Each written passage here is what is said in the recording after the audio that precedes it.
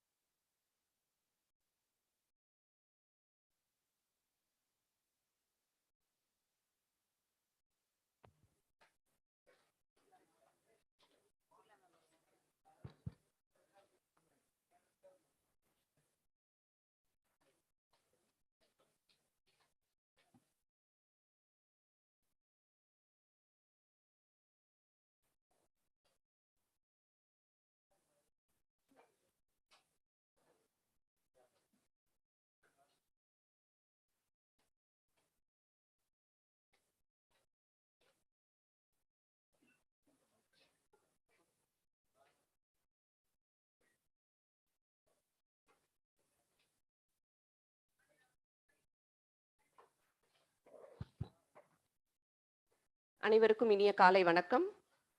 Good morning to one and all present here. Let us invite all the dignitaries to come to the dais.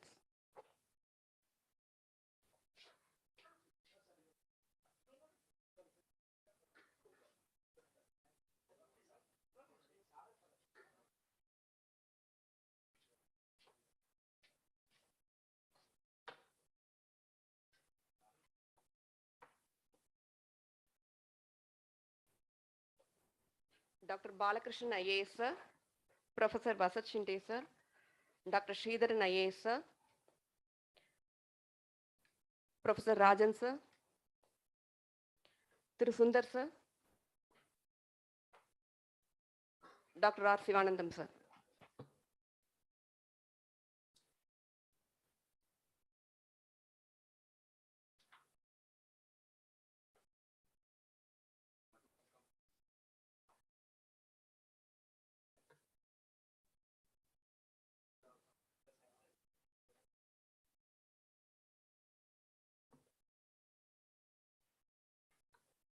Thank you.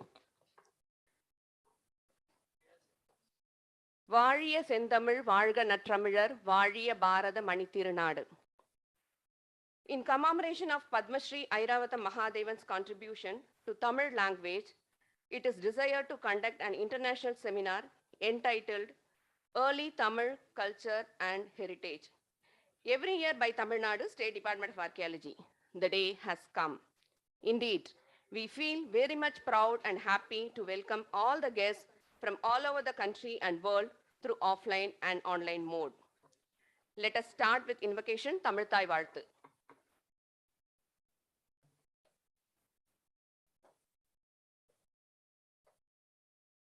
நீராறும் கடலுடுத்த நிலமடந்தை கெழிலொழுகும் சீராரும் மதனமென திகழ்பரத கண்டமிதில் தெற்கணமும் அதிசிறந்த திராவிடனல் திருநாடும் தக்க சிறு பிறை நுதலும் தரித்தனரும் திலகமுமே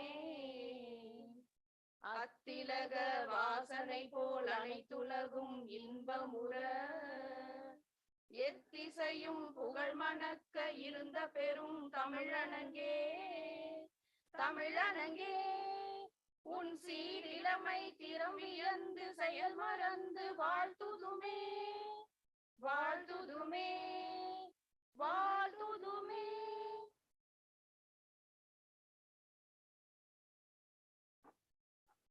Thank you.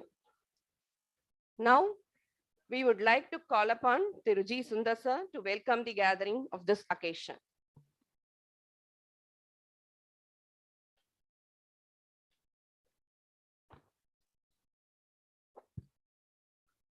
Very good morning to all of you.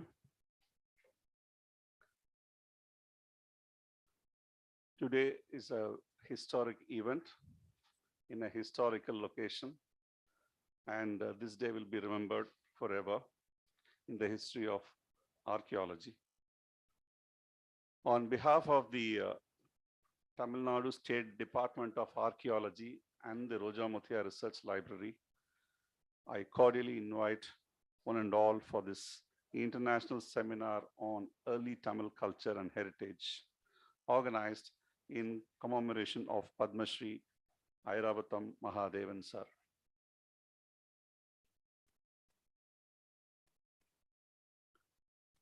I take immense pleasure in inviting the dignitaries, archaeologists, scholars, students, one and all who are here to attend this important function. The Honorable Minister for Industries, Tamil Official Language, Tamil Culture and Archaeology, Thiru Thangam Tennarasu, will be joining us shortly during the day, without whose support this seminar is not possible. So I really thank him for supporting this very important event. And we are so happy that this seminar is named after Padma Shri Thiru Airavatham Mahadevan, who was our teacher and mentor in many ways. Now I welcome Professor K. Rajan, Academic and Research Advisor, Tamil Nadu State Department of Archaeology, who will be talking more in detail about this conference. Mr. R. Balakrishnan, the head of Indus Research Center at the Roja Muthia Research Library, who will be delivering the keynote address. He has come all the way from Bhubaneswar to deliver this address. I welcome you, sir. We also have a very important and good old friend, Professor Vasant Shinde, who is a former Vice Chancellor at the Deccan College in Pune. Welcome, sir. We are really expecting a lot from you, a lot of contribution from you. And one another important person, I'd like to welcome Mr. Sridharan, who was a former Commissioner of Archaeology and also Principal Secretary with the Government of Tamil Nadu, who is retired now, and he will be also contributing to this seminar.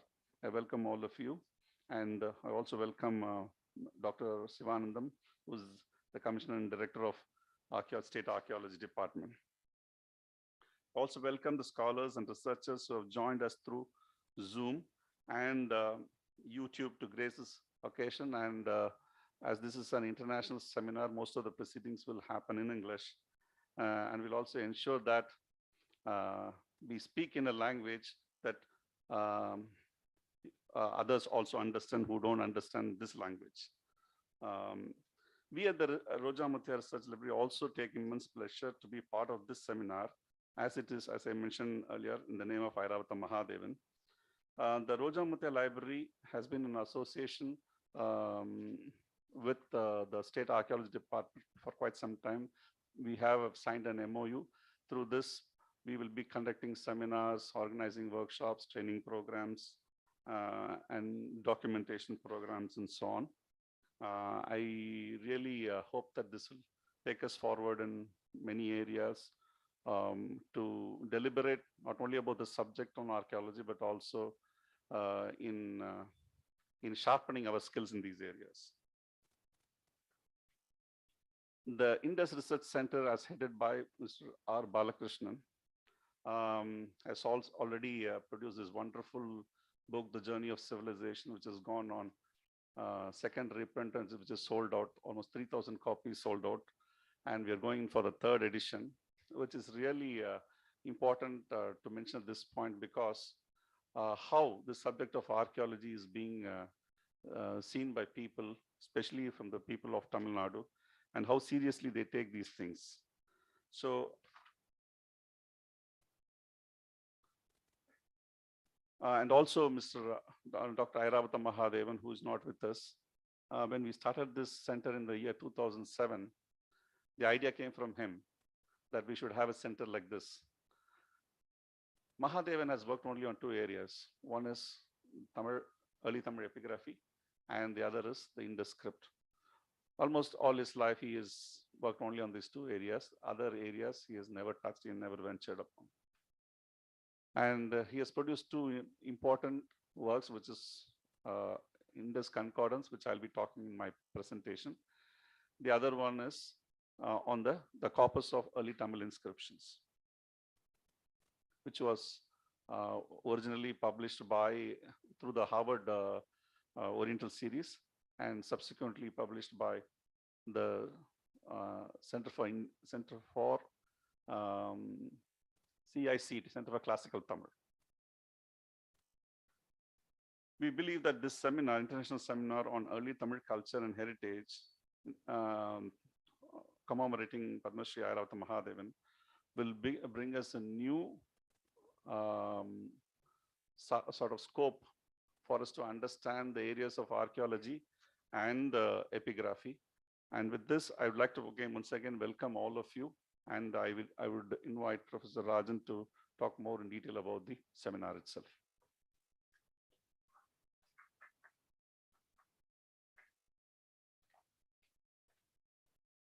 Thank you, sir. It's time to honor our chief guest of the day. I would invite Professor Rajan, sir, to honor Balakrishnan, sir, IAS.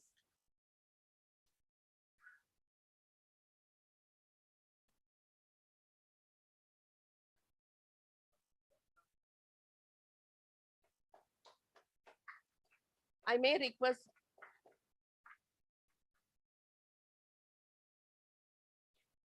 request Rajan, sir, to honor Dr. Sridharan, sir, IAS.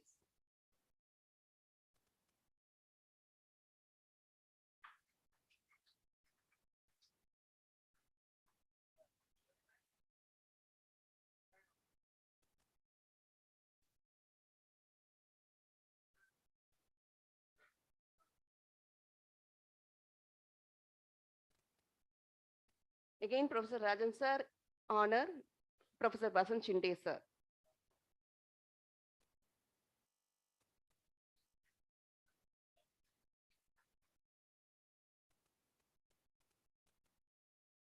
I request our Commissioner, sir, to honor Professor Rajan, sir.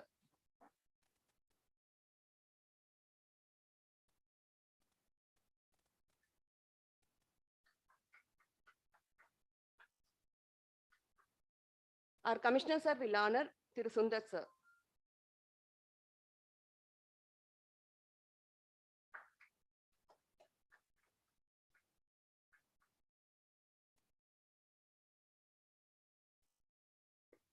Thank you, sir. Big journeys begin with small steps. The author of Journey of a Civilization, Indus to Vaigai, we proud to call upon Dr. Balakrishnan IAS, sir, to deliver in this special occasion keynote address.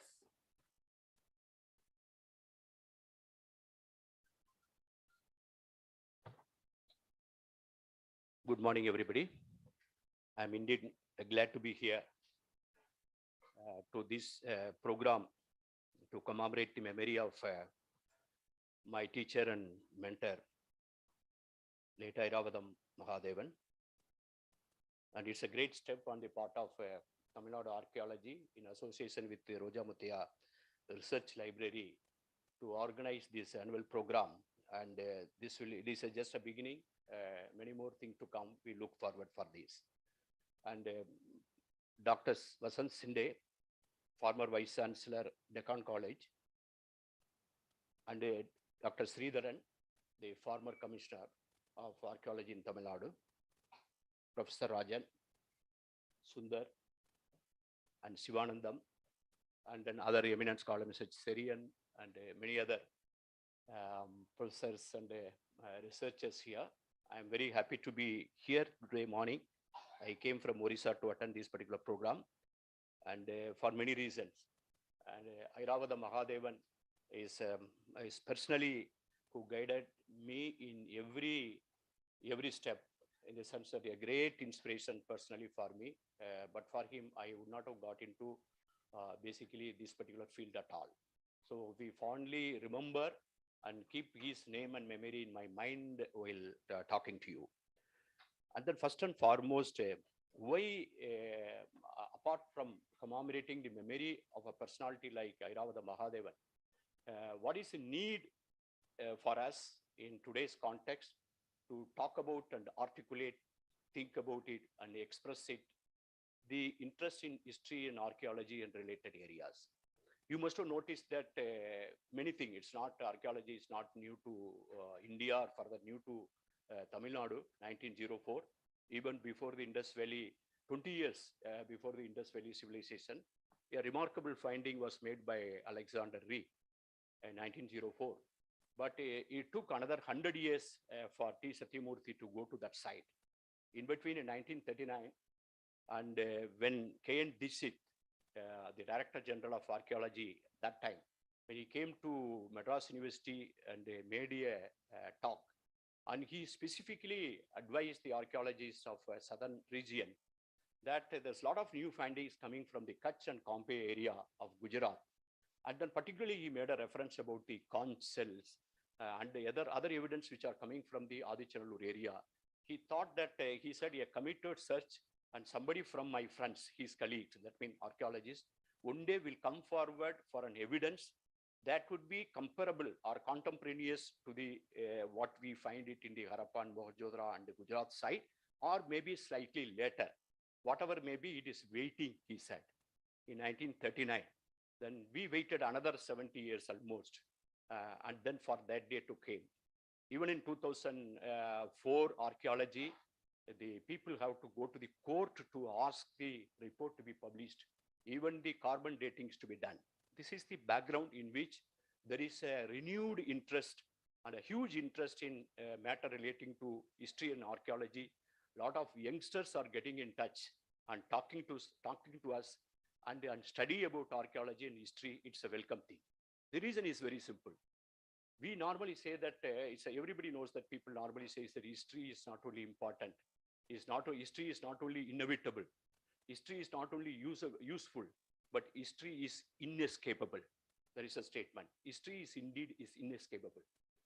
And if you don't construct your history mean, I mean the history of the people. The history of the king and the history of the emperors is dispensable indeed.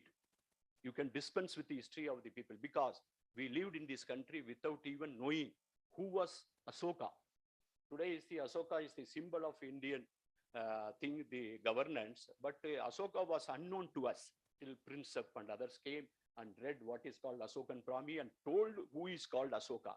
We lived without knowing Asoka. We would have lived without knowing him also. Till 1924, nobody even know that there was a civilization which was lying, buried under the ground in Mohenjo-daro and Harappa, and we lived with that. Till 2015-16, we lived without knowing about Keladi. Until 1904, we lived without knowing the Adichanallur. So that means this is actually, in a way, what is we are giving importance is more important. I feel that the history of the people, the cultural history, social history, history of the people are far more important than the history of the dynasties and history of the emperors. Because the history of emperors, in my view, people may differ, dispensable, and the history of the people is inescapable. With this background, this kind of event become very, very important because to bring focus what is right now on card. We who are interested in articulating the people history, make one humble request only to the researchers and the field. Let the history be guided by the evidence. Evidence-based history, evidence-based archaeology, evidence-based anthropology, evidence-based knowledge, that's all. The knowledge which is evidence-based, knowledge which is verifiable. That means you will be in a position to verify through a well-known method and prove it. And whether it's a sort of litmus for what we are talking about it. In that context, this seminar becomes important. In recent times, the Roja Muthiah Research Library brought out IM 77, the concordance of the Airavata Mahadevan, Sundar. During the deliberation, we will explain to him, explain to all of you. And then what is utility? We have a plan, the similar thing for the ASCO Perpolas, the sign and other list. So then, so far Indus script has not been deciphered. Lot of claims saying that it is written in Tamil, it is written in Sanskrit, whatever, all kind of claims are there. But unless a bilingual script is found, nobody is going to believe what the other man says. Full stop. That means it's because it has to be evidence-based. What I say may be correct, but how I'm going to convince the other man that what I'm saying is correct? So if it is an evidence-based, a bilingual script is a must. To get nearer to that particular script, to get nearer to what it say, you can use all other method, throw further light, the computational mathematical models, algorithms, whether to even in between, some people even came and commented, it was not even encoding to a language. Some people suddenly made a statement, what is written in Indus, it is not a language at all. Then other Airavata Mahadevan and other supposed articles came, they proved, and using certain kind of algorithm and computer-based studies, that it is encoding to a language. We do not know which language. So in that context, it becomes important. Rather, in my studies of last 30 years, I am guided by, let me confide to you, I never ever made an attempt to decipher the Indus sign. Probably I am now seriously thinking after, now it's made easier through the online resources, Airavadam, now ASCO Purpala we are considering. Probably I may have a look at it and try to understand.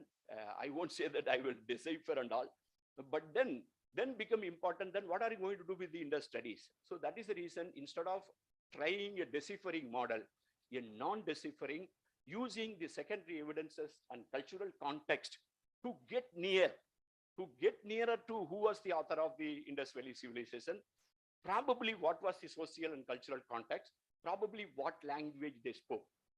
Till a final word is spoke, we have to carefully use the word probable as hypothesis, most likely, because unless the final word is said, it is better not to talk in infinitive terms.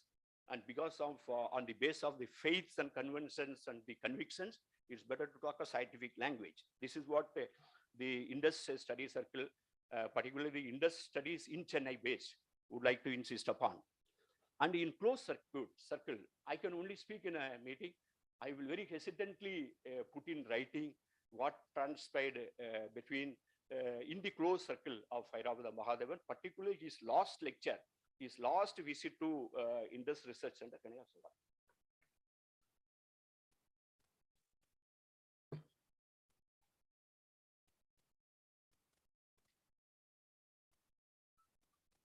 His last visit to Indus Research Center was on September 20th, 2018, when I delivered a lecture called Pot Root. We were very much hesitant to call him. He was not well. I didn't invite him. And because I was worried that if I personally invite, he may try to come. Then we didn't want to disturb him. Then suddenly we got a message that he is coming. So we got really scared to receive him because we know that he was very fragile that day. So Sundar and myself received. Mr. Uday Chandran was with us. We all happened to receive him. While seeing the that kind of photo exhibition, we had it. Before going there, we used the word Dravidian hypothesis. We always, even now, we call it the Dravidian hypothesis. He put one hand on me and another on Sundar. I said, Bala, and he was addressing us. Why do we still call it a Dravidian hypothesis? Let us call it Dravidian.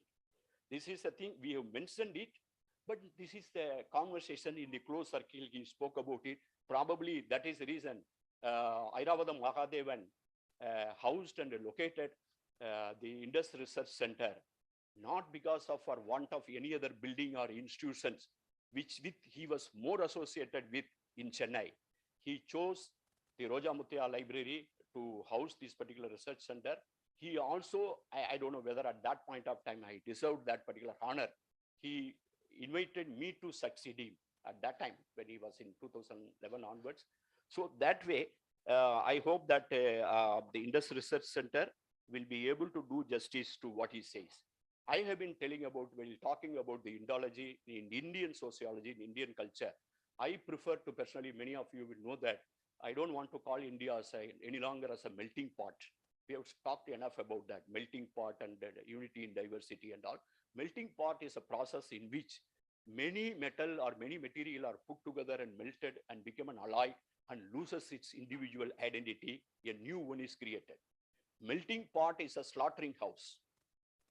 And then whereas in America, it is right now a fashion to call it a salad bowl pluralism. They call it a black African, white American, and Black American, Españoles and Mexicans, so many people.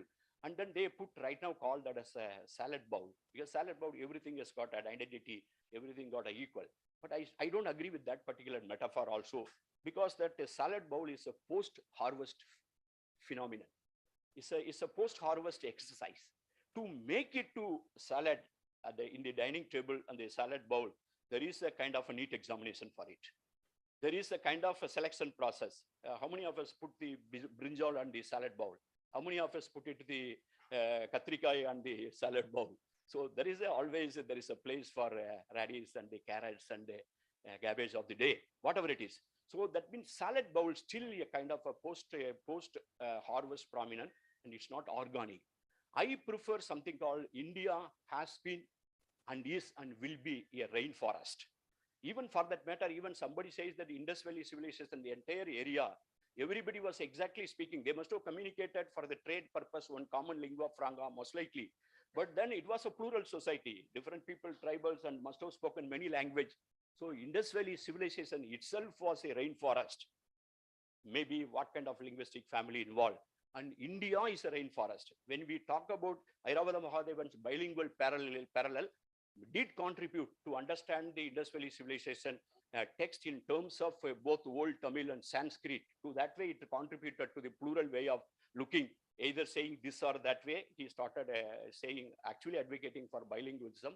But I would rather go one step further, that the conversation must include the tribals of India, because where I got my idea about getting into Indology, in the villages of Orissa, the tribal villages of Orissa, even today, the last wax method by which the dancing girl of the Mohenjo-daro was made, the same size, same last wax method Mohenjo-daro girl, I got it prepared in the tribal Orissa and brought it as a souvenir for the JOC release function, and made in Orissa, made by a tribal, same method. And what we find it in Swami Malai, the Nadaraja, the last wax method is a classical development of the same concept. So, but even today, the tribes, the Gonds of Chhattisgarh and Orissa, and their last wax method and Dokra casting and their bison corn headgears, and in their walk of life, they remain me the Mohenjo-daro. So in this rainforest pluralism, we have to keep that in mind. And finally, I would like to say that, like in Keeladi, I would like to appreciate the Department of Archaeology, which brought out 24 languages. The initial finding is 24 languages, international and Indian languages. That is how it should be articulated. The archaeology is not just a handmade of somebody or the closed domain. That means it kept us a pickle for 20, 30 years without other people knowing, because it is people's property. People have got a right to know. History is basically a right. Thank you very much.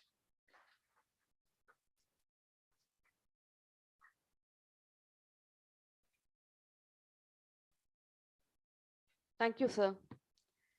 The two most powerful warriors are patience and time. We would like to call upon Professor Rajan sir to speak about the event.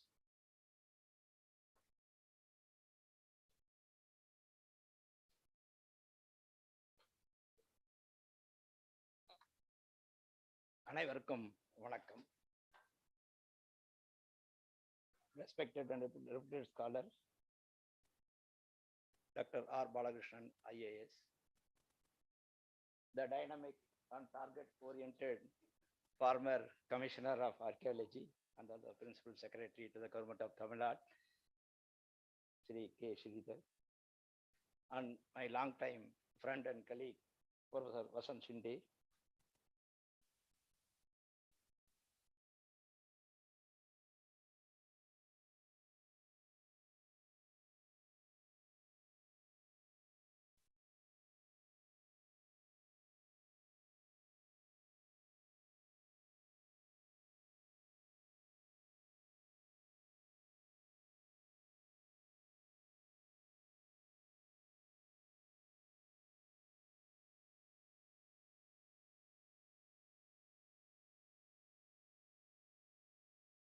media. We once again welcome and thank you one and all. I personally thank the Government of Tamil Nadu for coming forward to organize such an event in the midst of the pandemic. I need and express the immense contribution of Padma Shri Airavadam Mahadevan, as all of you are closely associated and personally associated with him. His contribution in the decipherment of Indus script and the documentation of the popularly called Damali script is immense and immeasurable. One of the important and significant contribution of Vellayanai Periyakaruppan, what popularly or jokingly he expressed and translated his name to me several times, is a systematic documentation of Indus seals and Tamil Brahmi inscription. When I was young man, Professor V.I. Subramaniam, then Vice Chancellor of Tamil University, directed me to go to his house and assist Sri Airavadam Mahadevan in 1985, who was under preparation of an article for Tamil civilization. So I joined with him. I was astonished to see his house, to see the perfection and the way he organized the data on his table. Beyond all, I also enjoyed his hospitality. I think many of the people would have enjoyed his hospitality, an important reflection of a huge-hearted man. Since then, I had frequent academic interaction with him, probably due to the discovery of a large number of Damali inscribed potsherds at Kodumanal. As of today, we have more than 1,500 Tamil Brahmi inscribed potsherds from 44 archaeological sites of Sangam age, of which more than 1,000 inscribed potsherds came from two sites, namely Kodumanal and Keladi. Arikemedu and Alakulam also contributed with more than 50 sherds each. Besides, Tamil Nadu yielded more than 100 inscriptions on stone from 39 sites. The numbers are growing every alternative day as the excavations are in progress at several places. When the entire Indian subcontinent had a few Prakrit Brahmi inscribed potsherds, Tamil Nadu alone have this much evidence. The occurrence of more than millennium inscribed potsherds need to be addressed and acknowledged. As pointed out by Airavadam Mahadevan, it indirectly reflects the literacy rate and economic prosperity as they were engraved by the common man and not by the rulers like King Ashok. Therefore, the various complexities involved in the decipherment of Tamil inscriptions in the two-day seminar is to be analyzed and addressed both in archaeological, literary, linguistic, and historical points of view, as rightly pointed out by our Dr. Balakrishnan. It is a time to acknowledge and recognize its significance at a broader context. Irrespective of the discoveries, it is Sri Airavadam Mahadevan who took the task of documenting and publishing the Indus script and Damali inscription. He is no more now, but the academic impact imposed on us through his wonderful articles will never die and always remains here to convey his scholarship. The academicians may differ in his readings, interpretation, and chronology, but no one denies the fact because of his meticulous documentation, we are furthering or advancing our studies. He created a solid platform for both Indus script and Tamil Brahmi script to play and perform and perfect. The present seminar is one of the memorable occasions for all of us to debate and deliberate the greater contributions of Padma Shri Airavadam Mahadevan. Constructive criticism is always required to fine-tune the studies of the chosen field. We do hope that your presentation would enhance the quality of the seminar and the vibrant academic interactions would narrow down our differences. Yes, you are all well aware that Airavadam Mahadevan has meticulously and systematically documented Indus seals and prepared a concordance for the benefit of the scholars. In the same way, he also documented Damali cave inscriptions. After the publication of this great value, several Indus seals were excavated and unearthed and discovered and are being excavated till date. These sites such as Rakigadi and Dholavira met innumerable evidences which are waiting for the light of the day. It is time to document and publish those Indus seals to advance the decipherment. Another area that needs our attention is graffiti marks. The archaeological sites excavated in Western and Peninsular India yielded innumerable graffiti-bearing potsherds. In Tamil Nadu alone, more than 5,000 graffiti-bearing potsherds were brought to light in recent years, and the evidence are growing with every passing day because excavation is in progress. To date, we have not come across any Indus seal or object having a biscript or bilingual, as rightly pointed out by him, which unfortunately deny our opportunity to accelerate the decipherment of the Indus script. The only physical evidence that has an element of link with the Indus script is the graffiti marks. Nearly 60% of the graffiti marks encountered in Tamil Nadu had a telltale resemblance with Indus script. To understand the situation with more clarity, we have to document all the graffiti-bearing potsherds that were encountered in Tamil Nadu. This documentation may help in future to advance the decipherment. In the same way, we have to direct our attention towards Tamil Brahmi inscribed potsherds. Sri Airada Mahadevan documented cave inscriptions, and he paid limited attention to inscribed potsherds, probably due to the paucity of time or advancing age. The study of inscribed potsherds had added advantage. Unlike cave inscription, these sherds were collected from stratified layers with chronological control. Secondly, these potsherds were inscribed by a common man drawn from different strata of the society. Therefore, we need to take an immediate step to document and publish all the inscribed potsherds, both Damali and graffiti, encountered in Tamil Nadu. These works may serve as a perfect homage to Sri Airada Mahadevan, who dedicated his entire life to the betterment of Indian society at large and Tamil society in particular. We need not become static with the works of Airada Mahadevan. Instead, we have to strengthen the study by providing more evidence to consolidate the achieved results and disseminate the knowledge to the next generation. So as to percolate deeper and deeper in the minds of younger and energetic generation. With these few words, I appeal to all the scholars to interact with their fellow delegates and inform us of the constructive works that need to be undertaken by the department in the near future. We are waiting for your advice and directions. Finally, we wish to convey our kind regards from the bottom of our hearts for making this seminar a memorable one.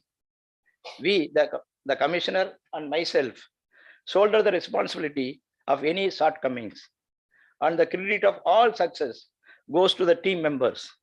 Looking forward to your enchanting and enhancing knowledge for another 2 days. Thank you, one and all. Thank you very much.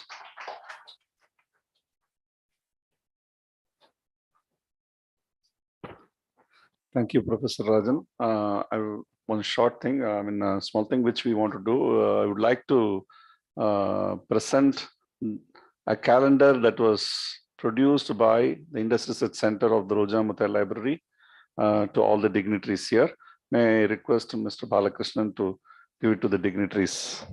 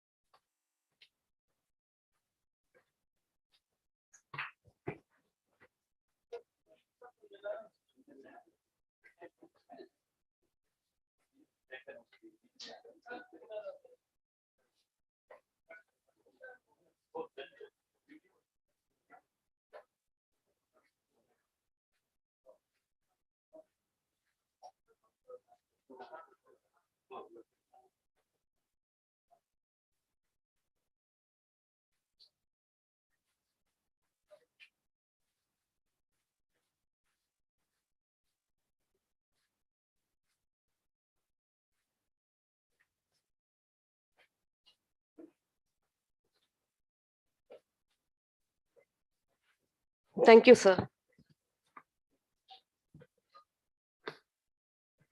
Don't just read the easy stuff. You may be entertained by it, but you will never grow for it. Work hard. Now we would like to call upon Dr. Sridhar IAS sir to give felicitation address.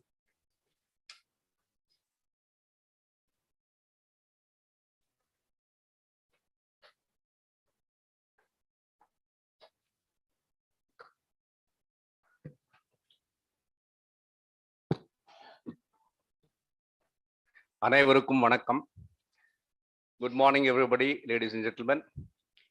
It is indeed my pleasure and privilege to participate in this two-day workshop, international seminar, taught up by the Tamil Nadu State Department of Archaeology and Roja Muthaiya Research Center and Library in honor of late Dr.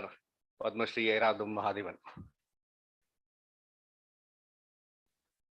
Any association with Dr. Airavatha Mahadevan brings back fond memories of the good old times when we were in the department. I had the good fortune to work in the department on 2 stints, twice between 2004 and 6 initially, and then subsequently from 2008 to 11.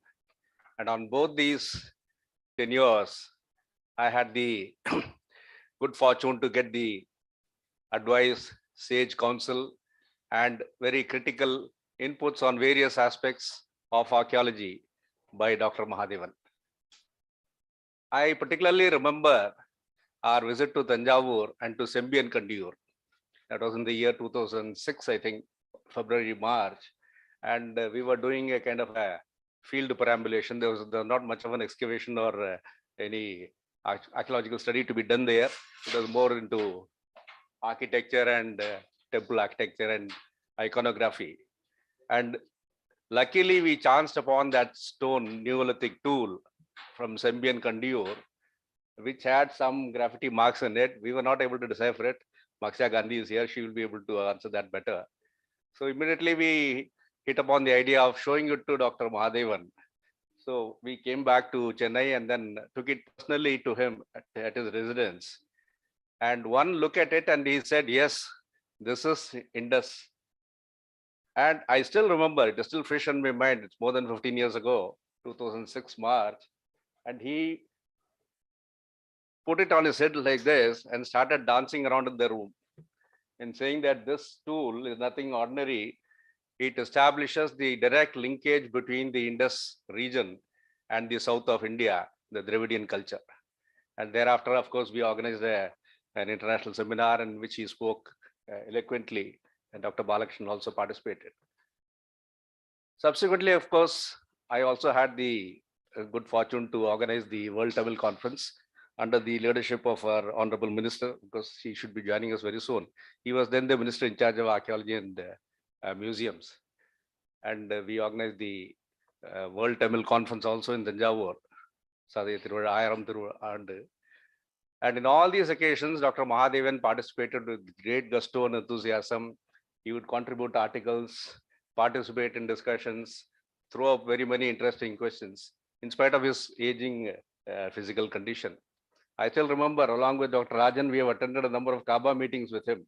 And in all of them, he would energetically argue for the origin of Indian archaeology from south of India.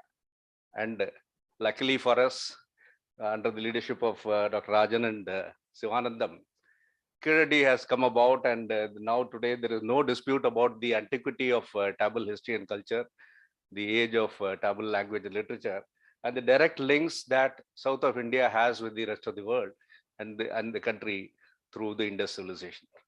So it has been a very, very exciting journey, full of events, full of activity, and I have had the good fortune to be associated with it in some ways. Dr. Mahadevan represents the tallest among the scholar administrators that the service has produced in this country. Of course, he is not the last one. He has groomed Dr. Balakrishnan also, and he has also become a great scholar, come administrator. I'm still an administrator. I'm not a scholar. I still have to make any independent contribution. But I encourage a lot of my friends, all our staff members are here, Sridharan, Rajagopalan, Maxia Gandhi, and all the others. And during my tenure, we were able to put together a lot of activity, field work, epigraphy, copying, field inspections, excavations, number of lectures and seminars, publications, and documentation. So that way, the State Department of Archaeology has really become very vibrant and active. There's plenty of work to do. What we have achieved so far is only about 10%, I should say. Number of excavations is only about 125 odd, mostly in the megalithic period. Much work has to be done in the the Paleolithic times. We have done a few in Pariculam and Kudiyam areas. And in the modern times also, we have to do it. Fortunately for us, the Kiradi inscriptions have come about, and there's a lot of scope for us to do good work. Roja Muthiah Library has been set up under the able guidance and stewardship of Dr. Mahadevan, and it's doing very good work. A lot of publications are coming out, and I've had the good fortune to work with all of them and see their publications. Plenty of work remains still to be done, and fortunately for us, we have the minister who is keenly interested in all things literary, archaeological, and historical. And I'm sure under his able guardianship and with experts like Balakrishnan, Shivanandam, and all the others, Sundar, Rajan, and many of our colleagues who are still very active in spite of their age, Sridharan and Rajagopalan, I find are contributing articles regularly in various places. Maxia Gandhi also participated in a discussion. So, in fact, very recently we had the other great doyen, Dr. Nagaswamy, whom we lost recently. He is also another of our scholar administrators. And that way, the south of India can really take claim to have contributed immensely to the study of Indus script, Indus Valley civilization, and all that goes to show the links between the rest of the country and south of India. So once again, I wish to compliment the department for having got up this event along with Roja Muthiah. I am extremely happy that I have been able to participate in this. And I hope the deliberations will be very productive and useful and will contribute immensely to the body of knowledge which is already available in this area. All the best to all of you. Thank you very much.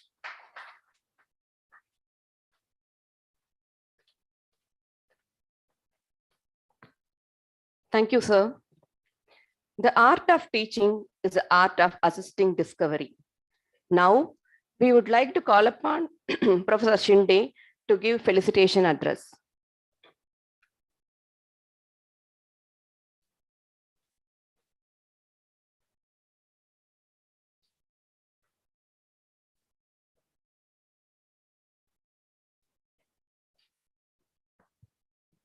Vanakkam. Good morning to all. First, I would like to thank the organizers, the Department of Archaeology, and Roja Muthiah Library. I must say that this is the most vibrant department. Srinath, your former commissioner has mentioned about this department. I'm in fact associated with many state archaeology departments, and a lot of state archaeology departments are lacking the proper, archaeologists there. And I'm so happy to know that, this department is full of archaeologists, and they're doing so much work, in fact, in this part. I really compliment them, congratulate them for this. Keep it up. And I always believe that, if you can write the regional history properly, then only perhaps we can write the history of the country properly. And this effort is being made, in some parts of the country. And certainly the lead goes to the Tamil Nadu Archaeology Department in this respect. Now, friends, I will not take much time, but let me tell you that the doyen, in fact, who started scientific and systematic work on the Harappan script was Dr. Mahadevan. And his contributions, of course, are immensely, known, not only in the country, but all over the world. And at least, the effort that he has made, that has stimulated, in fact, number of, young scholars, in fact, to take up this particular field. So still a long way to go. And we know that, unless, we have, as was mentioned by Dr. Balakrishnan, that unless we have some bilingual script, perhaps we will not be able to decipher the script properly. Number of claims are made, but still there is no agreement. But what is important here that one should try, as as was mentioned also earlier, that in 2005, 3 American scholars, they wrote one paper claiming that Harappans were illiterate and they had no writing system. Now this was taken as a challenge in fact by some Indian scholars, and I'm happy to mention that there is a very scientific work happening in Tata Institute of Fundamental Research in Mumbai. They're not trying to decipher the script, but what they're trying is that whether it was a script or not, and they have reached to the conclusion that Harappans had proper writing system, they had a proper script. So that is now established.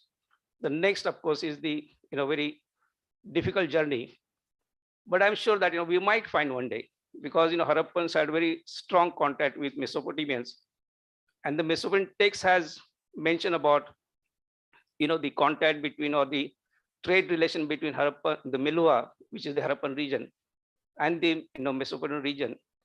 And there were in fact number of people who knew 2 languages. There were interpreters in fact that time. So I'm sure that somewhere they must have written both the languages, and we might find maybe Rakigadi or places like Dholavira. That will be the place where we might find very important evidence in this respect, maybe clue in this respect. Now, why archaeology has to be studied? I had a very innovative experience.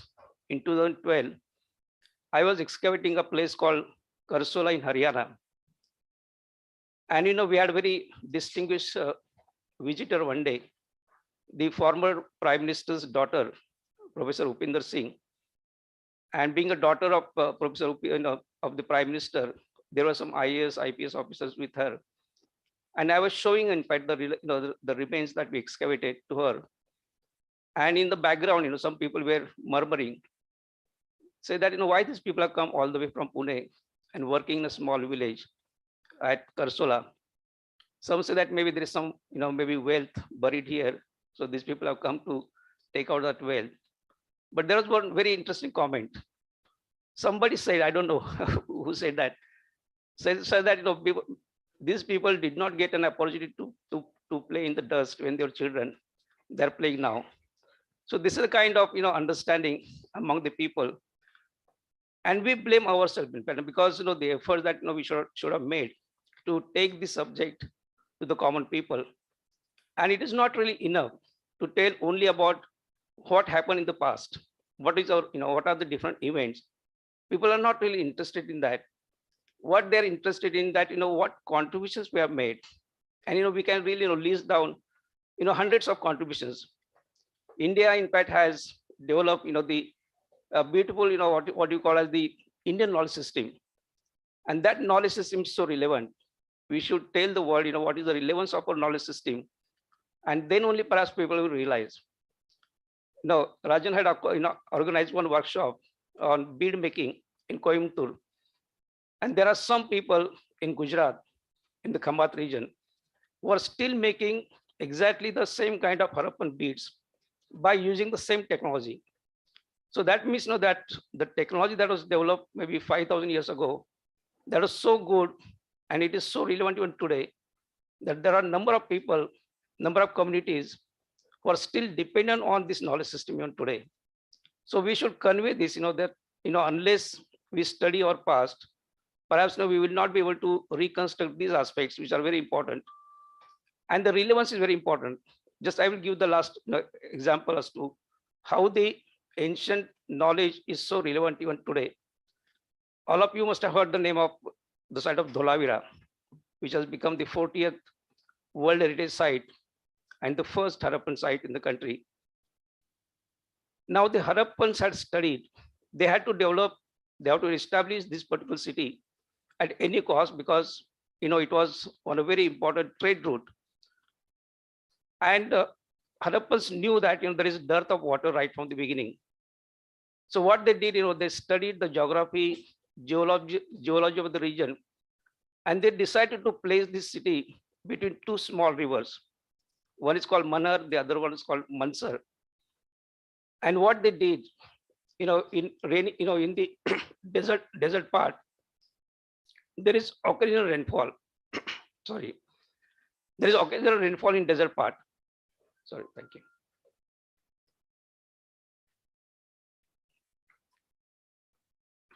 But whenever there's rainfall, there is a sudden flash flood come to these rivers. So Harappans put series of dams on both the rivers, and they diverted the entire water inside the settlement. And inside the settlement, they dug underground water reservoirs, in different parts of the settlement, and they were connected by underground water channel system, making sure that there is always, running water available in the city. So that way that Harappans were not able to only sustain, but they were constantly developing the city there also. So that shows that the technology that was used by the Harappans, that is so relevant. In fact, I gave one talk to the Niti Aayog people. I said that, this technology that the Harappans had used, that should be put to use even today, because the major part of, Kutch is a desert part. And, between Dholavira and Rapur, which is the nearest town, 110 kilometers, there are hardly 4 or 5 villages. And people are not developing the cities or the villages here because of the dearth of water. But I say that if we can put to use the Harappan water harvesting and water management system, the entire Kutch can be turned into Greenland. So that is how the knowledge system that was created in the past, that is so relevant. So we should really make sure that that the knowledge that we reconstruct, that is useful to the society and to the nation also. And lastly, the history of the country. Now that is written by by the Britishers mostly. We are still colonial mindset, people, we are not really got rid of that. So now more and more, in fact, Indians need to come forward, and they should undertake systematic analysis and interpretation part of the history. That is very important, because we know our culture, we know our cultural elements. So if we can do that, I'm sure that we can really produce a proper and real history of the country. That is very important. And whatever sources are available, those sources needs to be used. Only one source sometimes is not really good enough. And let me tell you that the history that we teach today, or that what I learned, in fact, 50 years ago, I taught the same history to my students, and my students are teaching the same history to their students, because we don't find much development, much maybe relevant research in the history happening. But some of the technologies or the methodologies that were introduced in the past, if you can take into consideration those technologies or methodologies, I'm sure that we can write history properly. One example that I would like to give, R.S. Sharma, I'm sure that some of you must have heard his name, Ram Charan Sharma. Now he started a new research methodology. For the first time, he synthesized archaeological and literary sources, and he tried to reconstruct the history of the Gupta period. The Gupta history that is written here today, that is mostly on the literary records. And in literature, there are a lot of maybe exaggerations, a lot of problems. But if we can bring into archaeological source in that and try to reconstruct the history, I'm sure that that could be really a proper history that will be written.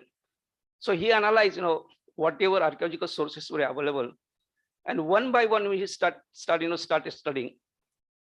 He started recording the number of sites, and he found that particularly in the Ganga basin, most of the sites were located. So he found very few Gupta period sites located in that part. There are large number of Kushan sites, but less number of Gupta sites.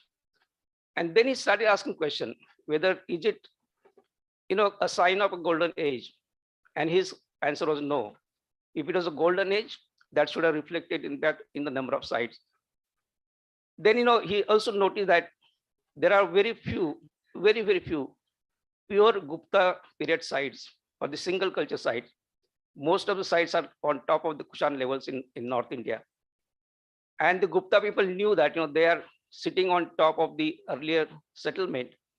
So what the Gupta people did, in fact, they dug inside the, in the ground, and they took out the bricks from the Kushan levels, and they used those, bricks for the constructing of their own structures. So R.A. Sharma said, this is not the sign of the golden age. So if you can combine this, we may not perhaps agree with the conclusions drawn by him, but the methodology that was introduced is very important, that if we can bring into this, methodology, I'm sure that we'll be able to write a proper, not or undistorted history of the region and also the country. So this is very, very important. And I'm sure that, that a lot of young people in fact who are doing archaeology now or history, they will also try to imbibe in fact in them the new methodologies, new scientific aids in archaeology. And, we can really do wonders now because of the application of various sciences, archaeology, etc. in history. So I thank again the organizers. I will stop here, but I wish all the best for the conference. And I really love to come Chennai. Whenever I'm here, I like to interact with scholars here. And I'm so happy that, a lot of, research is happening. A very vibrant, environment is created here, and keep it up. Thank you very much.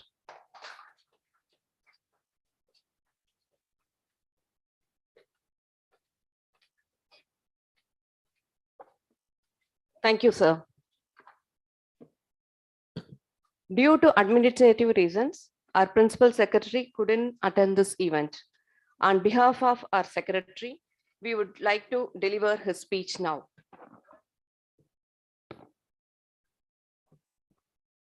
The 8 sessions of Kiradi excavations conducted by the departments cleared many hypotheses that existed for long in Tamil Nadu history. Though several archaeological sites such as Arikkamedu, Kaveripattinam, Korkai, Alagankulam, Karur, Kodumanal, Mangudi, Kovilur, Urayur, Modur, and many other Sangam age sites have been excavated for long by various institutions. These port towns, trade centers, capital cities, and industrial sites yielded voluminous information on internal and international transoceanic trade. Irrespective of these valuable evidences, the scholars yet to accept the fact that there was an urbanization and state formation in Tamil Nadu. The major apprehension expressed by them was the non-availability of brick structures as one witnessed in Gangetic Valley. The occurrence of large number of brick structures exposed at Kiradi exploded the long-held view.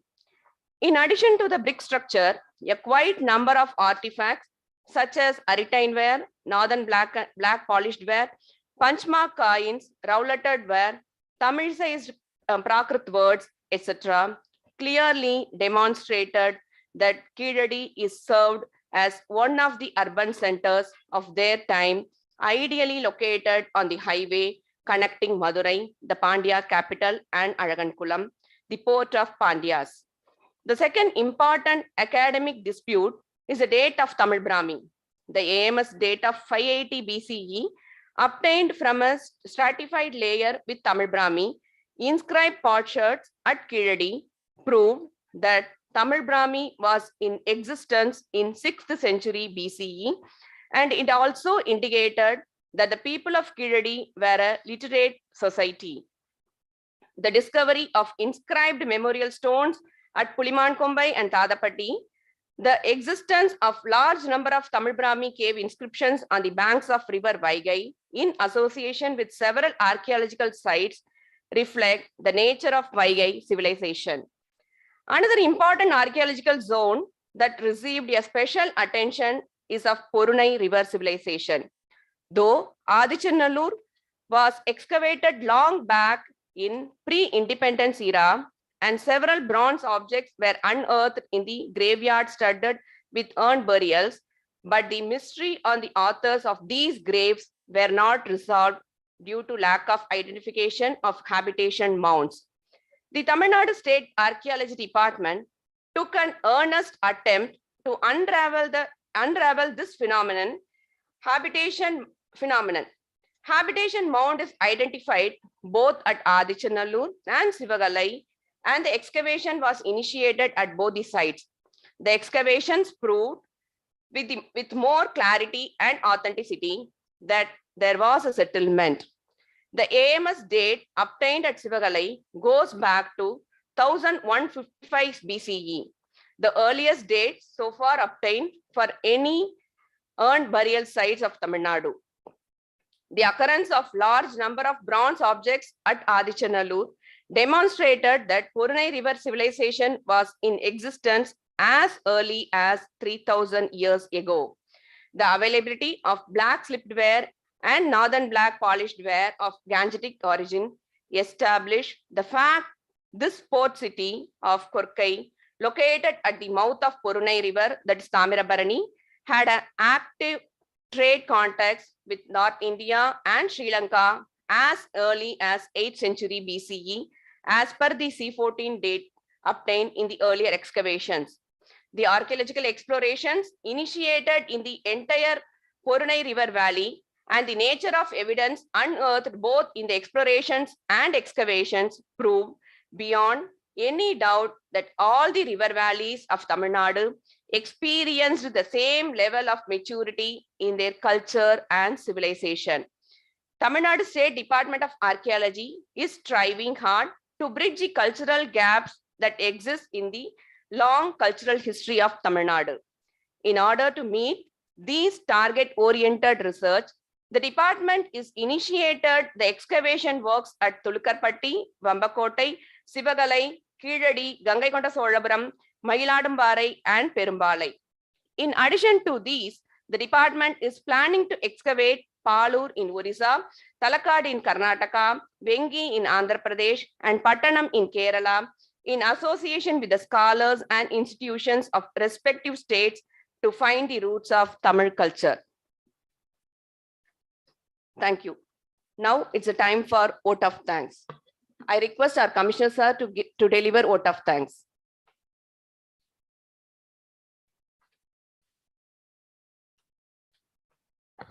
அனைவருக்கும் வணக்கம். It is give me an immense pleasure to deliver the vote of thanks for the historical occasion to all the dignitaries assembled here. The first and foremost, let us thank the government of Tamil Nadu on the historic occasion. After getting the permission to conduct the international seminar to commemorate Padma Shri Airavadan Bahadur, due to the pandemic, we are not able to schedule the event. But now, after the taking so much of efforts because of the government supports and the Honorable Minister's encouragement, we could start the memorable event with the inauguration function now. We extended our heartfelt thanks to our Honorable Minister once again now. We must mention our special thanks to our Department Secretary for his support always. He has been guiding us from the day one by in all the activities of the department. We owe our sincere gratitude to Honorable Chief Minister's Personal Secretary through T. Udayachandran IAS, who has been great support behind such each and every events. We must thank Dr. Balakrishna IAS at this juncture, who has come all the way in between the busy schedule for his support, vision, and commitments. We sincerely thank the Professor Rajan, our advisor, who is a source of inspiration of motivation for us. We would like to extend our thanks to all the delegates of the wonderful occasion for the acceptance and participation. Thanks to the Dr. Vasan Shinde for his appreciation address. We wish to thank Dr. Sundar, Director of Rojamuthiya Library, for providing valuable contribution towards the event.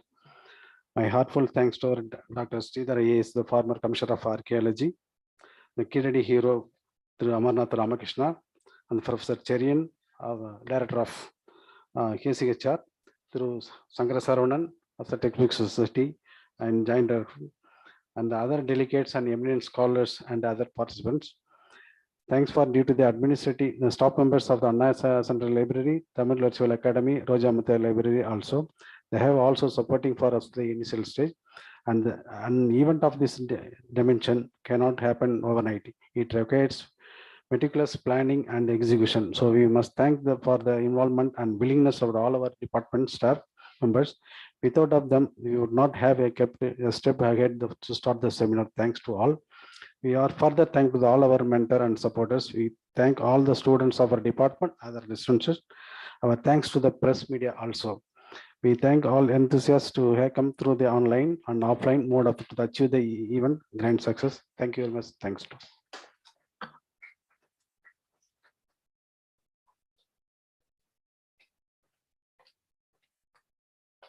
Thank you, sir. Now it's time for tea break. After half an hour, that is by 11:45, we will come back here for the next sessions. Thank you.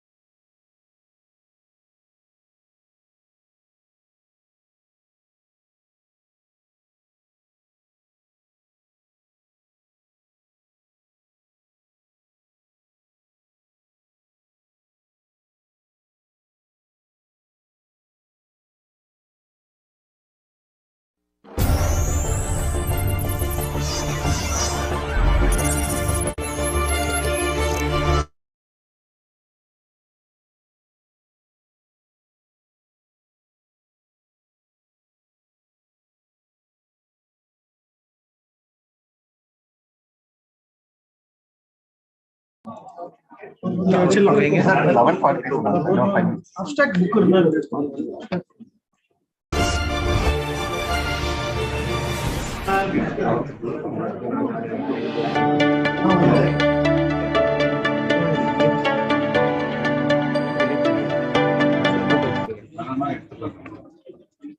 இப்பயா sir இல்ல sir ஆடியன்ஸும் ஒரு view camera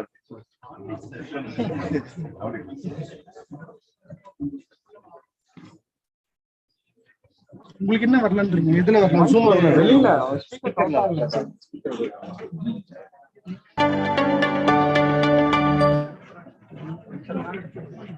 G ஸ்பீக்கரோட out வரல கம்ப்யூட்டர்ல speaker அவரே வர சொல்லிட்டோமா புடிங்கிட்டு சரி போட்டு இல்ல புடிங்க சவுண்ட் வரும் வாய்ஸ் ஸ்டாப் இங்க தான் இருக்கீங்களா கேட்டீங்கன்னா மேடம் என்ன பண்ணுவாங்க ஸ்பீக்கர் அவுட் பண்ணி பேசுறோம் கேக்குறேன் நீங்க தான் வாங்க இல்லனா நாங்க பாத்துக்கிறோம் சரி ஓகே ஒண்ணும் பிரச்சனை இல்ல சிஸ்டமோட அவுட் வரல சிஸ்டமோட இந்த வீடியோ போயிட்டு அவர் பேசிட்டு இருக்காரு சிஸ்டமோட அவுட் வரலையா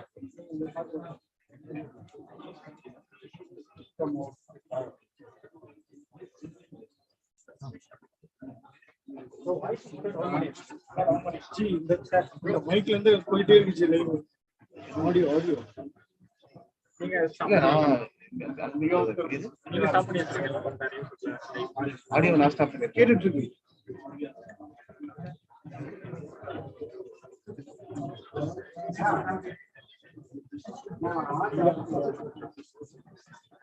இது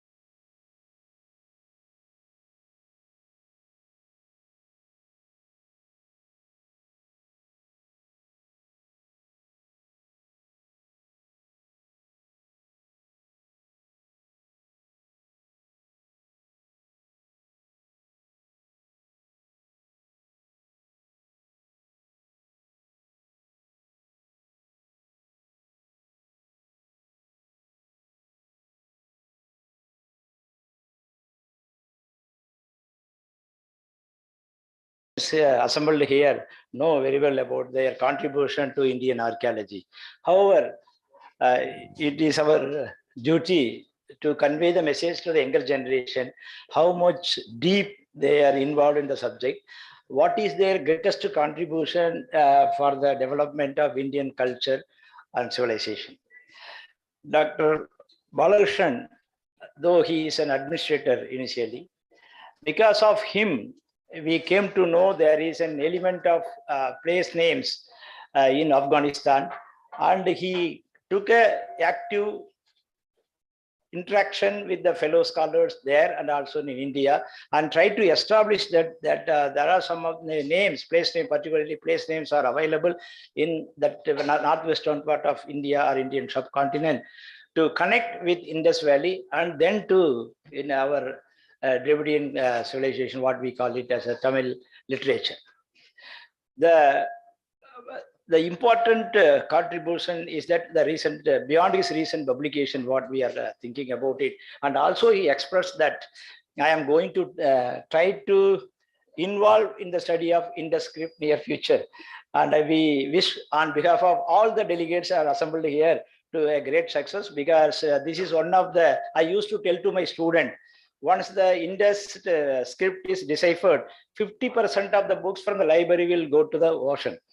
Because so many theories have been created, so many hypotheses has been proposed, and with this all hypotheses and proposed ideas may not withstand with the onslaught of the data that is going to appear in the near future. However, we do hope, as we are looking forward bilingual, we never expected Kiladi, we never expected Dholavira, and we never expected Shonali. So many sites we have not expected, that all are coming up with a great success. Like that, on one fine morning, this will also come with the bilingual or biscript. Yes, we only one piece we got it Anaikote in Sri Lanka, that Koveta. We like that it may come, or we may through gravity we may able to decipher that all that.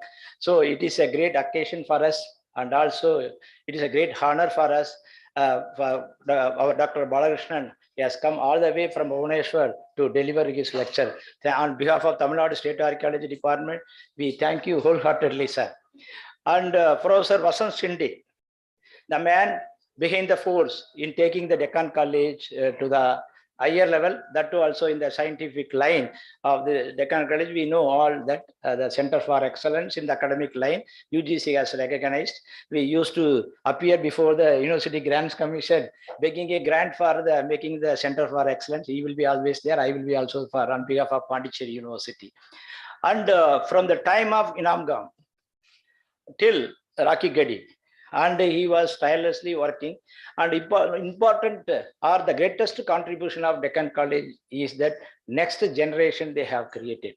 Even in our own department, Tamil Nadu State Archaeology, the students from Deccan College have that the human resource generation is so important for us. Without the human resource, it is very difficult to take forward this work. So that way, Professor Vasant Shinde, in the midst of his busy schedule, he has to leave by afternoon, and irrespective of our, we have pressurized him to come here, and he has kindly agreed to come and deliver a lecture on the recent advances in archaeology, particularly the DNA. Thank you very much for both of you for giving, for expecting a very excellent lecture. Thank you very much. May I invite Dr. Balakrishnan to deliver his lecture.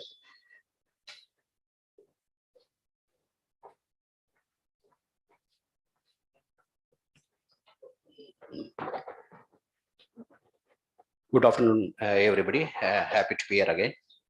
Thank you very much, Professor Rajan, for introduction.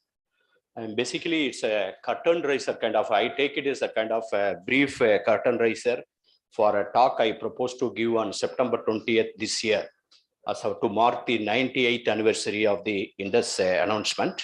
It's a curtain raiser. I will further work on it. I'll just give some glimpse of what I am trying to do in this particular talk. It's about mother goddesses in the Dravidian linguistics landscape.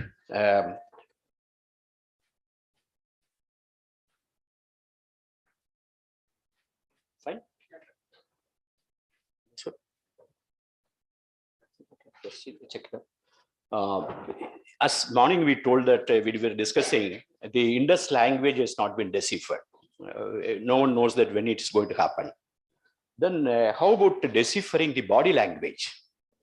And everything has got a body language. Indus has got a body language. Indus artifacts, the architecture, the figurines, and whatever we find, it's speaking something. It's telling us something. It's a movement. That body language, I think, how about trying to understand that? I let us say there's a book by David Kinley in Hindu Goddesses. I'll just take one page from him. He uses the Indus Valley civilization as an appendix. In that portion, he says, hundreds of female figurines in IVC, Indus Valley civilization. There must have been a female figurine in every household. That means he gets overwhelmed.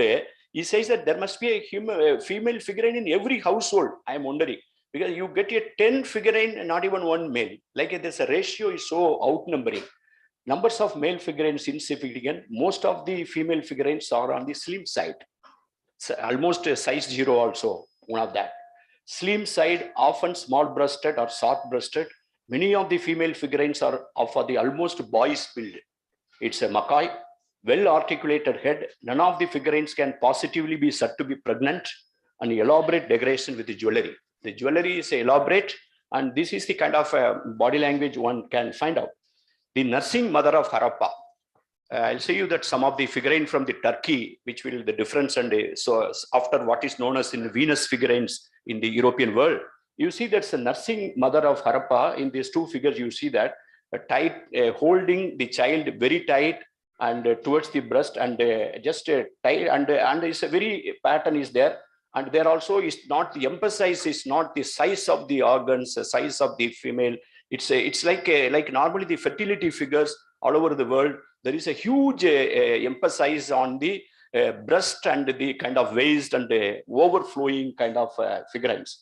And then you see these are the female figurines of Harappa.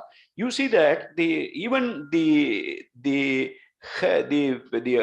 eyes and other details are immaterial. The emphasis on the ornaments, emphasis on the ornament, even the textile, one particular figurine with the cloth, and then there is a belt kind of thing. You will find that emphasis on the ornament, jewelry. Then again, the head kind of very elaborate fan-shaped headdress, pannier headdress, the bun kind of kondai, and kind of things. All these cones. You can see the cones that often decorate the figurine headdress may be reproduction of the small gold cones that have been found in Indus sites, and it's in South Asia. You find just want to run through it, and then this is a kind of in the seals, and then you find that there is a tree which I call as a vanni tree. That's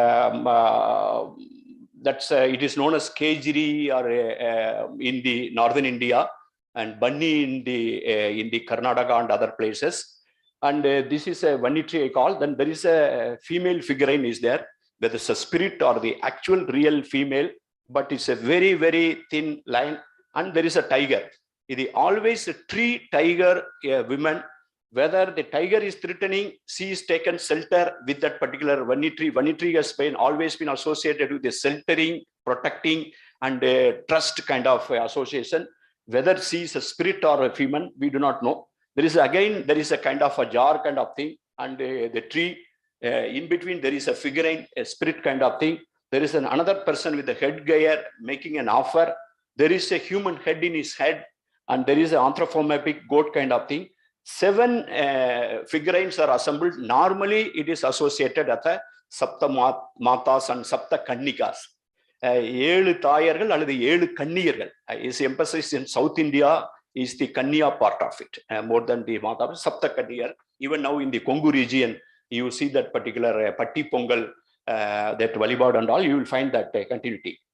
And then some of the thing where the female figures are, I think, interesting. Here you will see interesting one. Again, a tiger with a kind of horn, and a human body with a pointed breast, and there is a horn again, and it looks like a horn of a buffalo, and then but there is a headgear, and the goof is an animal thing, and a tail.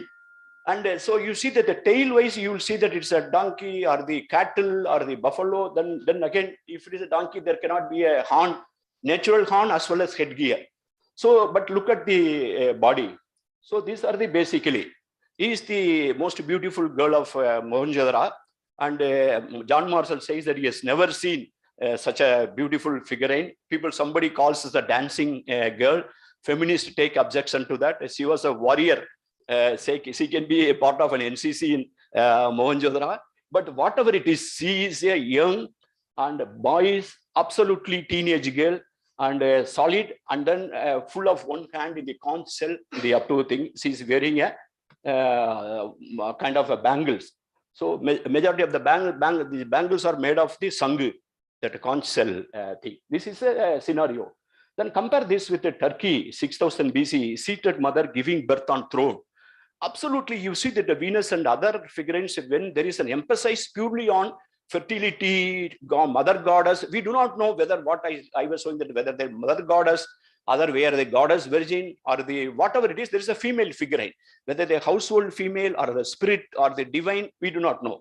So then it is the other side is you look at the Indus figurine, where a thin woman, lady is actually basically trying to pacify two fellows. She is coming in between two fellows, whether both the fellows trying to take care, and whether they are both are trying to do something about it, or two fellows are fighting, whether she is pacifying them.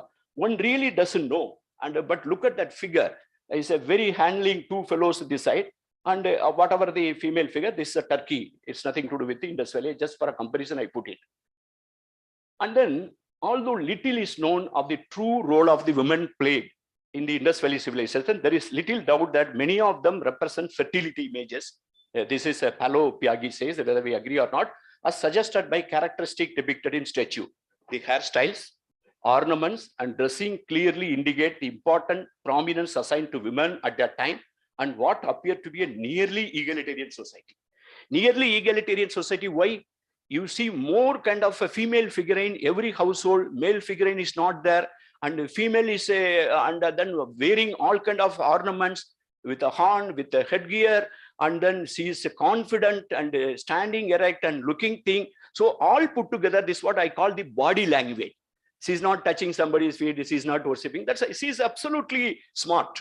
So that body language is played by the women at that time. Of extreme interest is also the occurrence of specific naturalistic goddesses in the tree associated, and their priestess, which suggests that Indus people worship the goddess whose domain was the forest.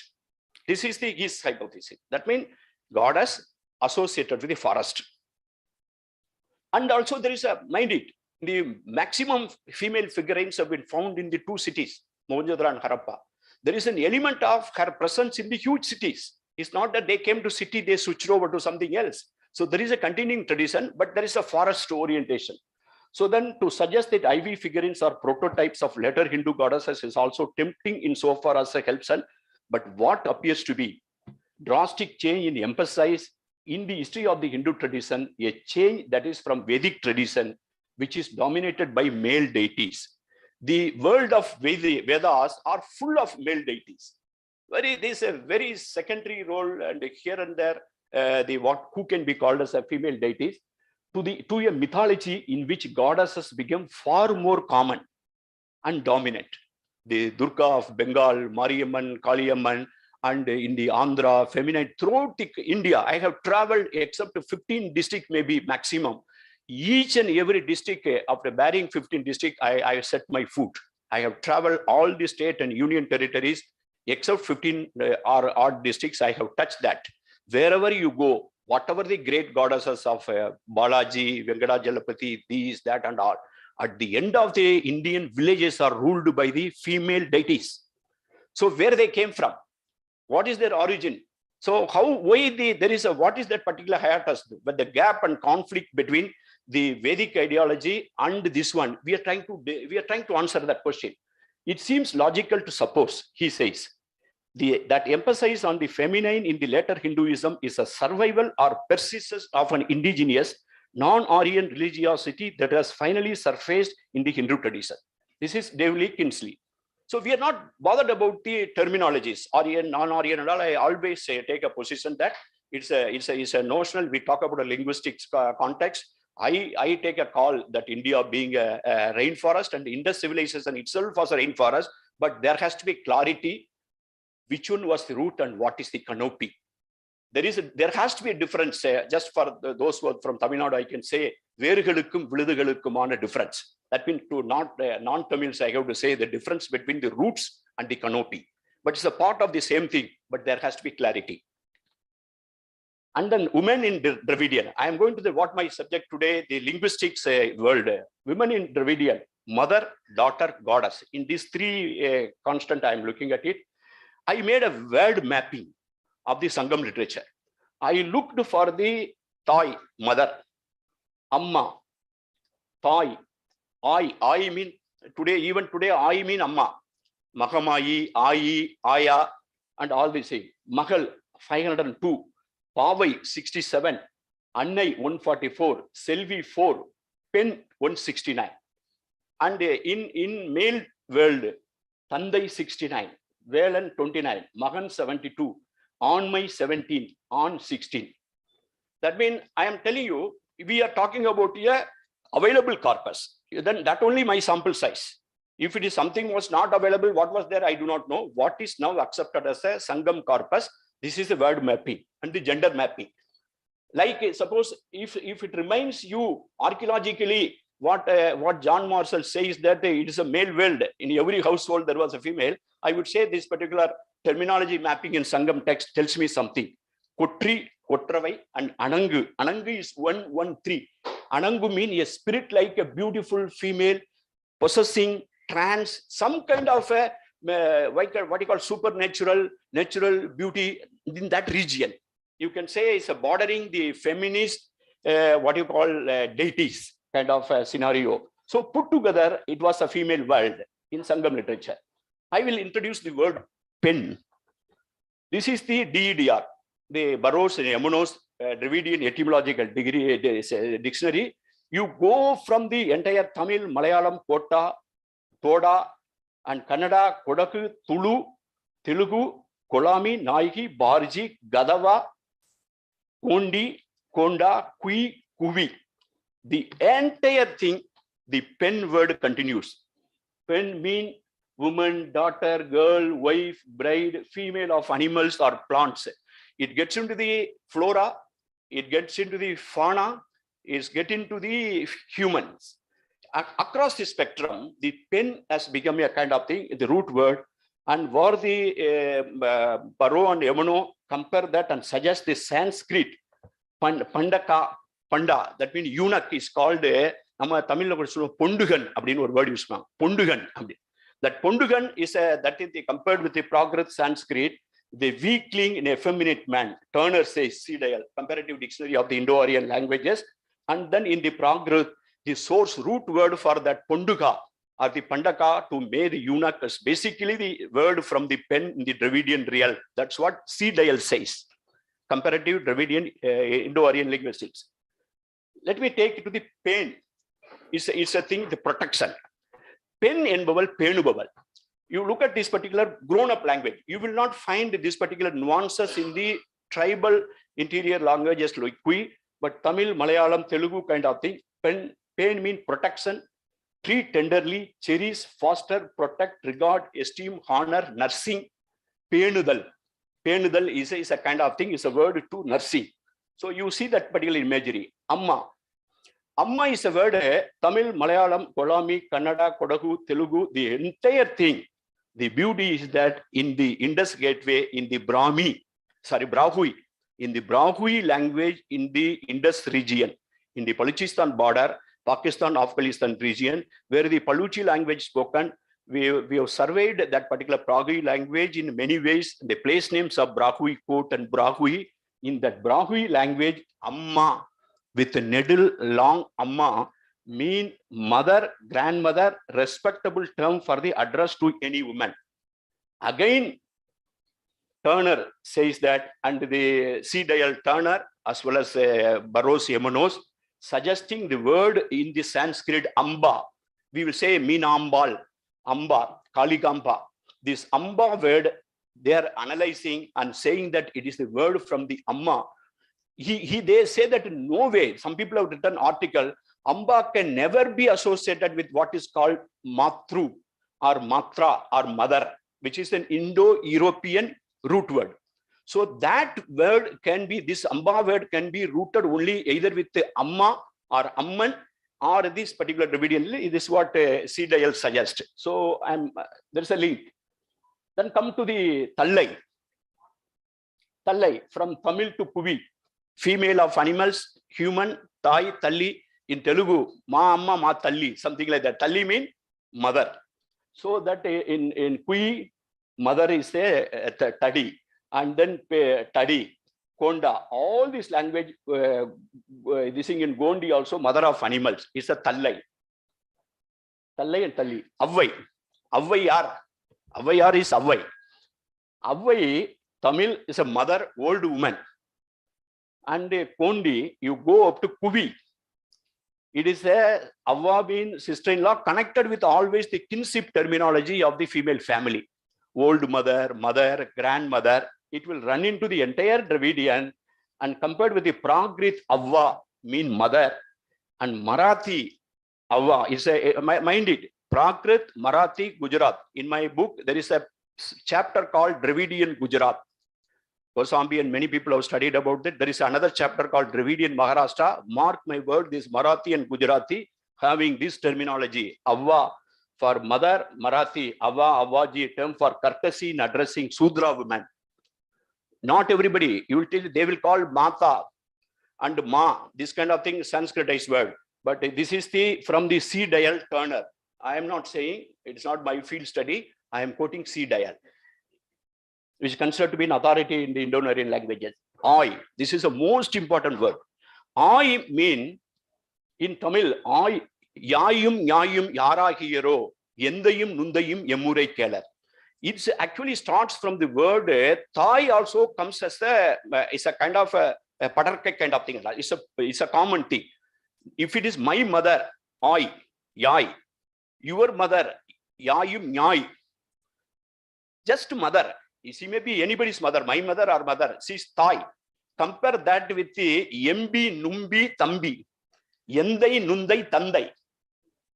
I, Yai, Thai. So this Thai, Tandai, Tambi, these Ta words and all, it's basically putting generic.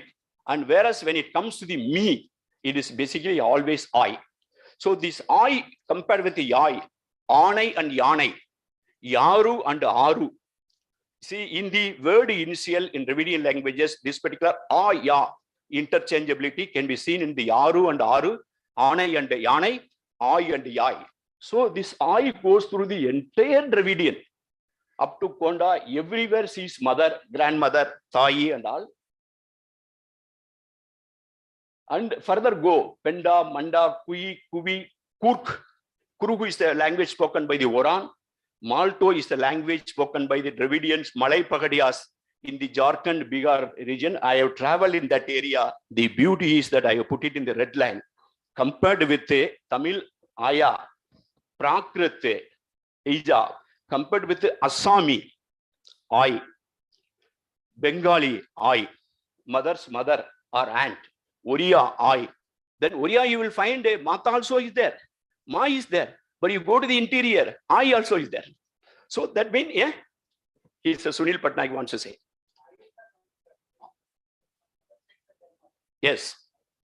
So I is in the Oriya, Bengali, Assami, and Sinhalese, where the Tamils got the one of the earliest interaction with another Indo-Aryan language. Sinhalese, just like that called I mean mother in Sinhalese language. Gujarati is an I mother. I spoke day before yesterday and yesterday to two people in Gujarat to find out which part of the Gujarat I is used, and say that evolved and elite people use the Ma, Mata, and the interior in Saurashtra, Kutch area, and also the bordering area of the Maharashtra, people use the word I. I am trying to get more detail. Probably before September, I will do a field study in Gujarat and Maharashtra. And then in Turner, C. Dayal, mind it, all this area I will show you in another map. And in Sangam literature, there is a Vada Disai Adive, Vanto Imayam. it suddenly stands there and tells that towards my north, the sky touching Himalayas. In the southern direction is represented by Aikudi. The south is shifting. That Aikudi may be today's Kanyakumari. That Aikudi could be the Gujarat coast. There also, if I stand and look up, the Himalaya is still in my north. I am the I. So that means I have been telling that Tisaigal Yenbavai Netru Vandavai, Thedal Namadu Udan Pirandavai. The directions came yesterday. The searching and traveling became long before. So let us not get confused about the directions, names and other thing. But the fact remains, Avvayarai Yarandu Ninaithirgal, Avvaidan Aval. Aikudi என்பது தாய்க்குடிதான்.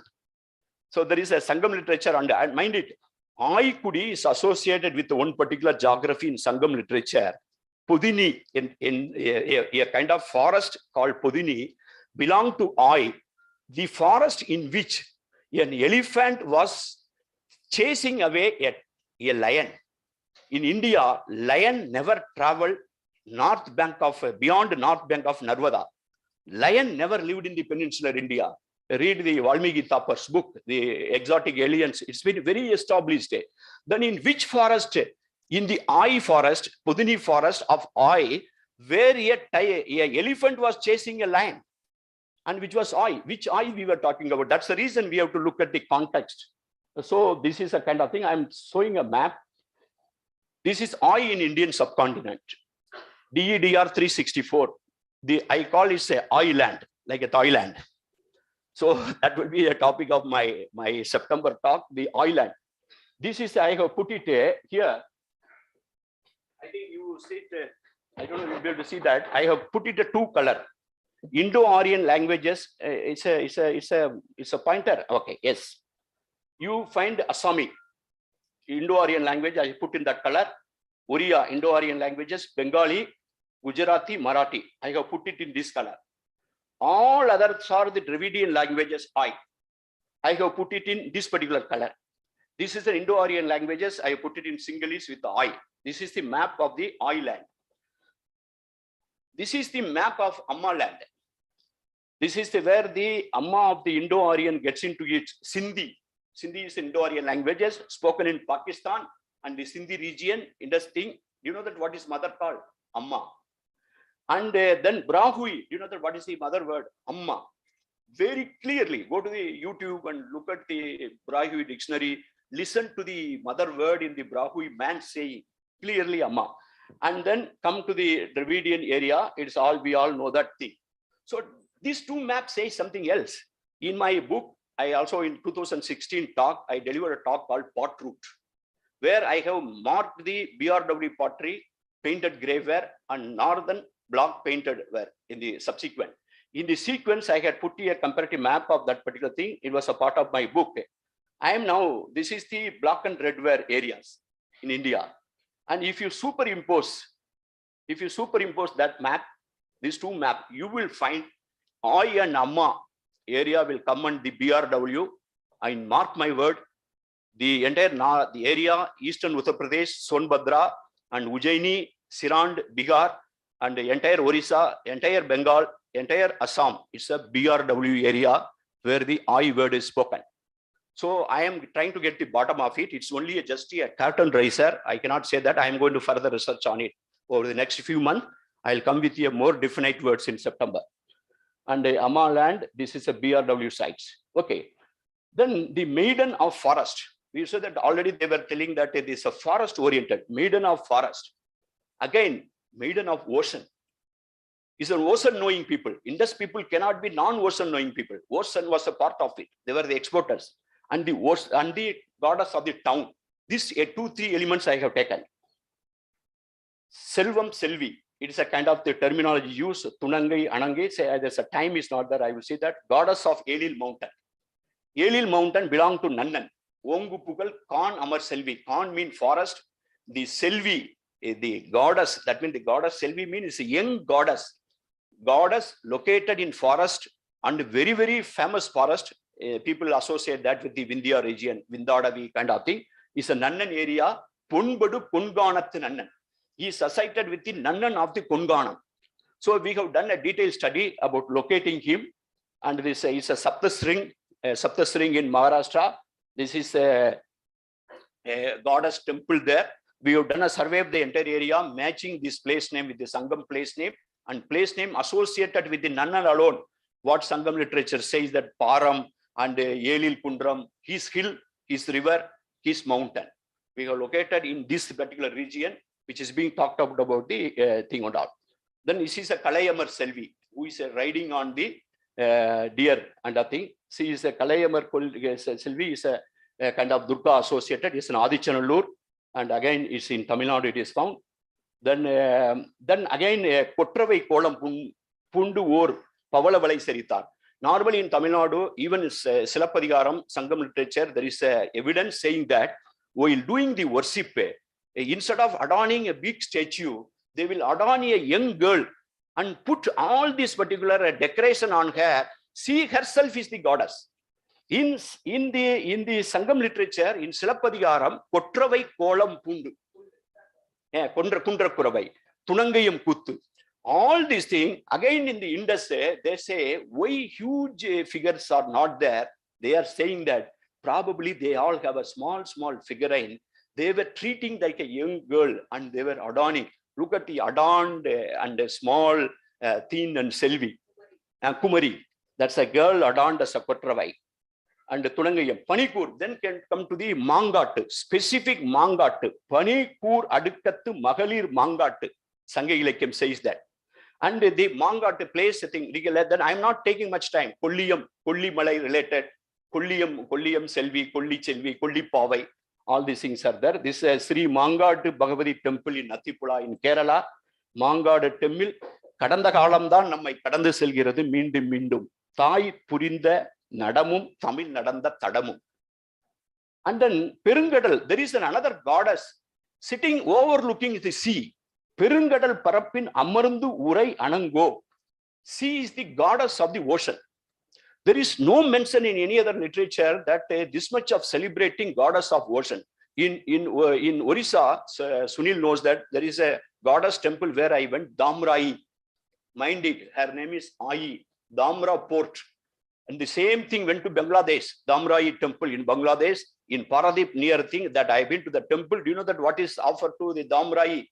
Fish. Fish and the dry fish. It's an offering. Fish offered.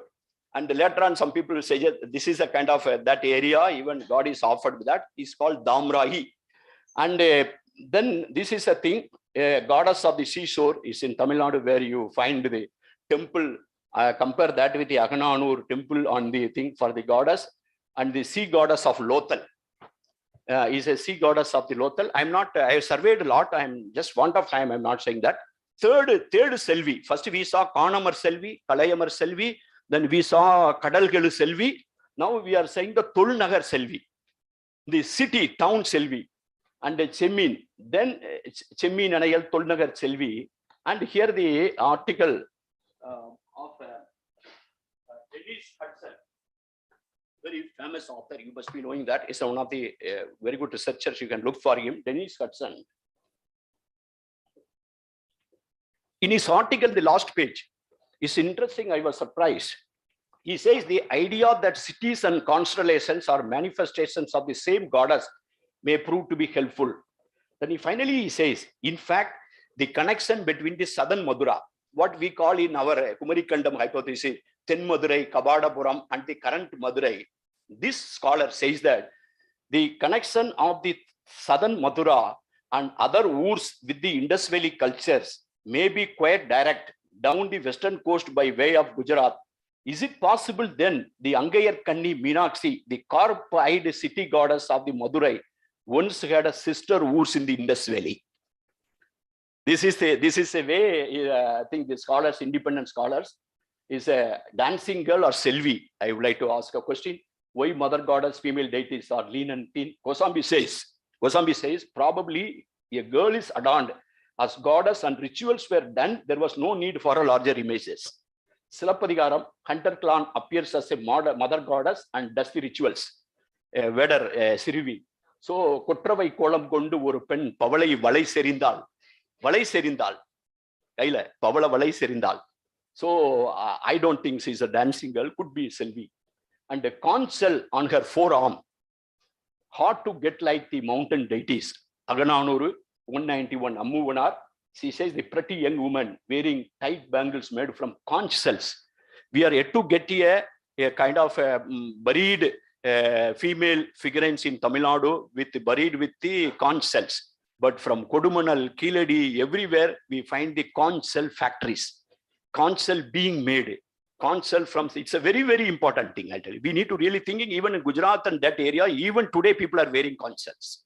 And if not that conch, they are wearing a white plastic imitation type of, but they are all wearing it. And that's a continuity. Anklet legacy, I think as time is about, see in the Gujarat area, there is a Mata temple called Kankai Mata. Her story, if you go and listen to her story, how the anklet sound was stopped, I don't want to elaborate into that. It will remind you Kannagi. And there is a Bahucharan Mata, where who cut her breast and throw it and punish the people wrongdoers. And she belongs to a group called Charan. The Charan are the people who are this like a bots, like a Tamil Panar. Like that, they are the bardic tradition people, go to the different villages of Gujarat and tell the clan stories. And they are also very sarcastic. They are very, very independent minded. They are called Charans. And yesterday, when I spoke to the man, the officer in Gujarat, I asked him one question. Who is using this word IE? I was a bit hesitant to ask a caste and communities and all.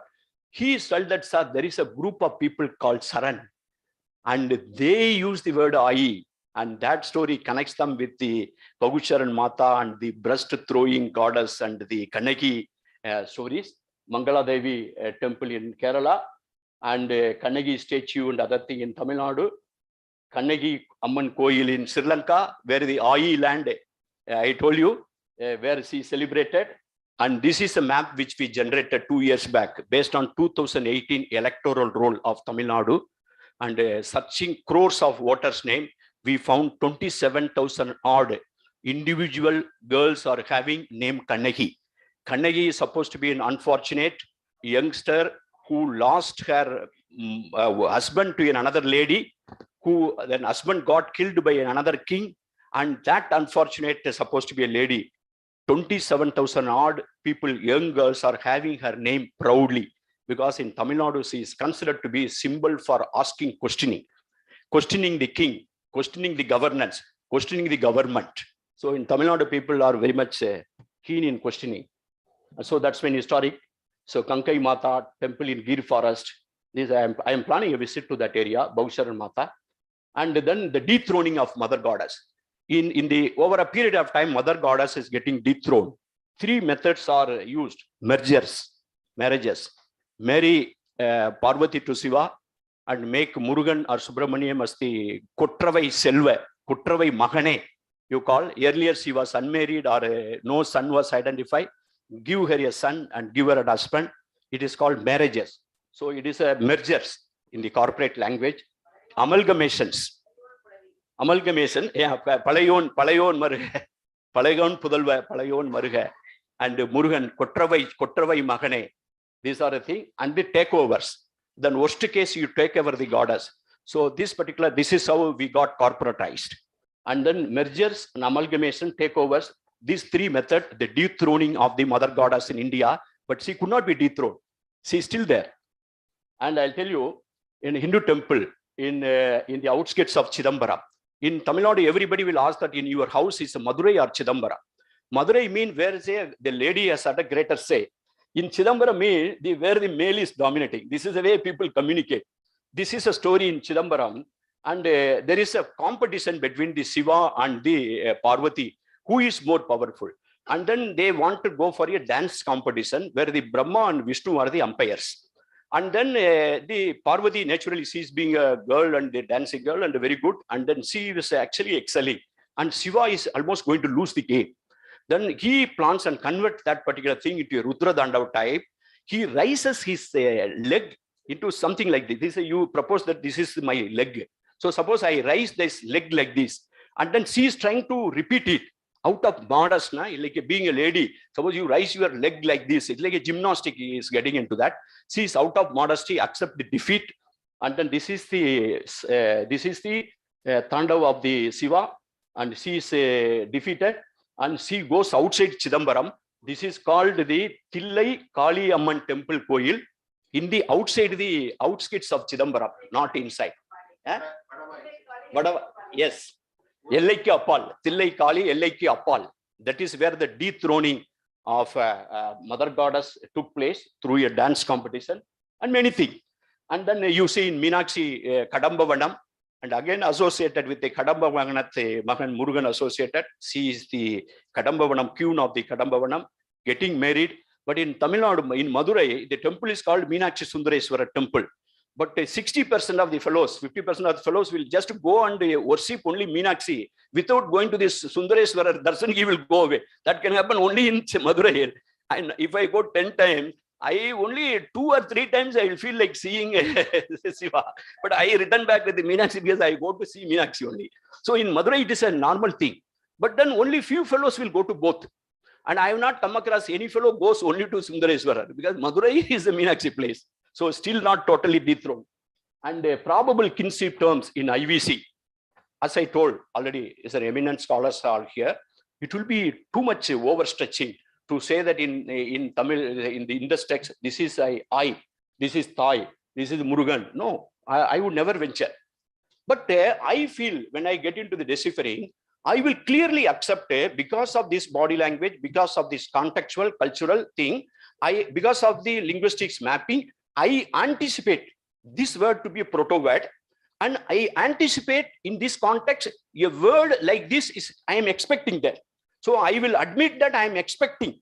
Then I will try to see that context, whether it's a vowel or I, it sounds like that. What kind of, that's what my future deciphering. But I will thoroughly accept that I am guided by this. Then I am trying to read, so that I will not say that I have read. This is what is found. So suppose the probable kinship terms in IVC, I, probably the mother in Indus Valley, if they all spoken in Dravidian language, most likely she was called I or Thai or Amma.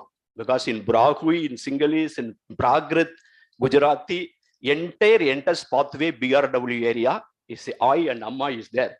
And that lean and fit deity was Dansingal or Selvi, probably. And can I call this as an island? And it sounds good. So Thai Manne Vanakkam. Thank you. Thank you very much.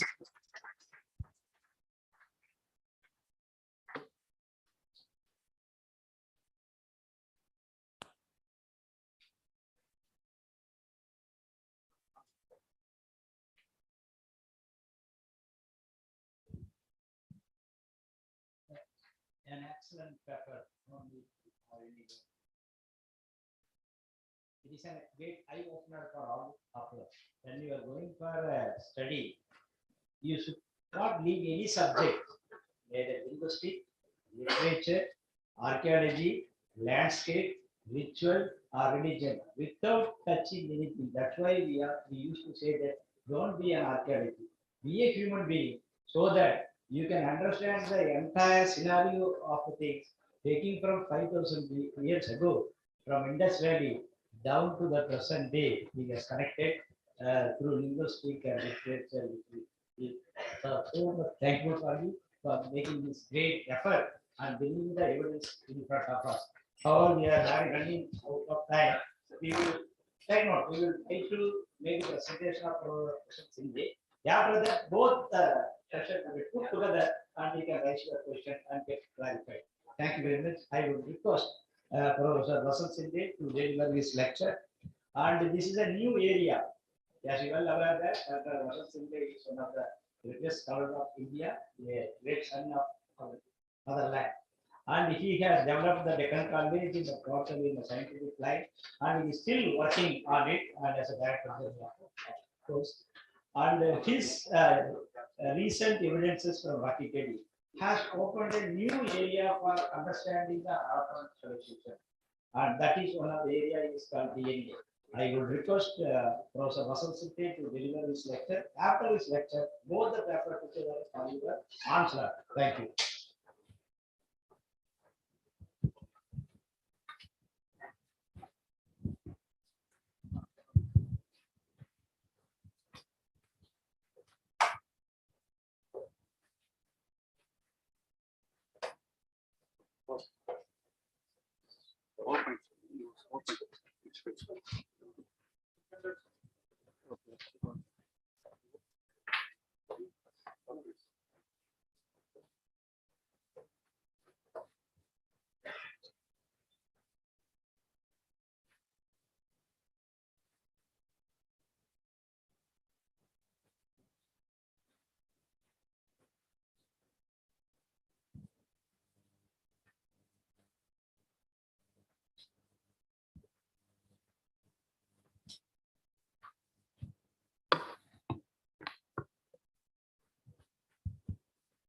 They put this off. I choose this. Okay, this one.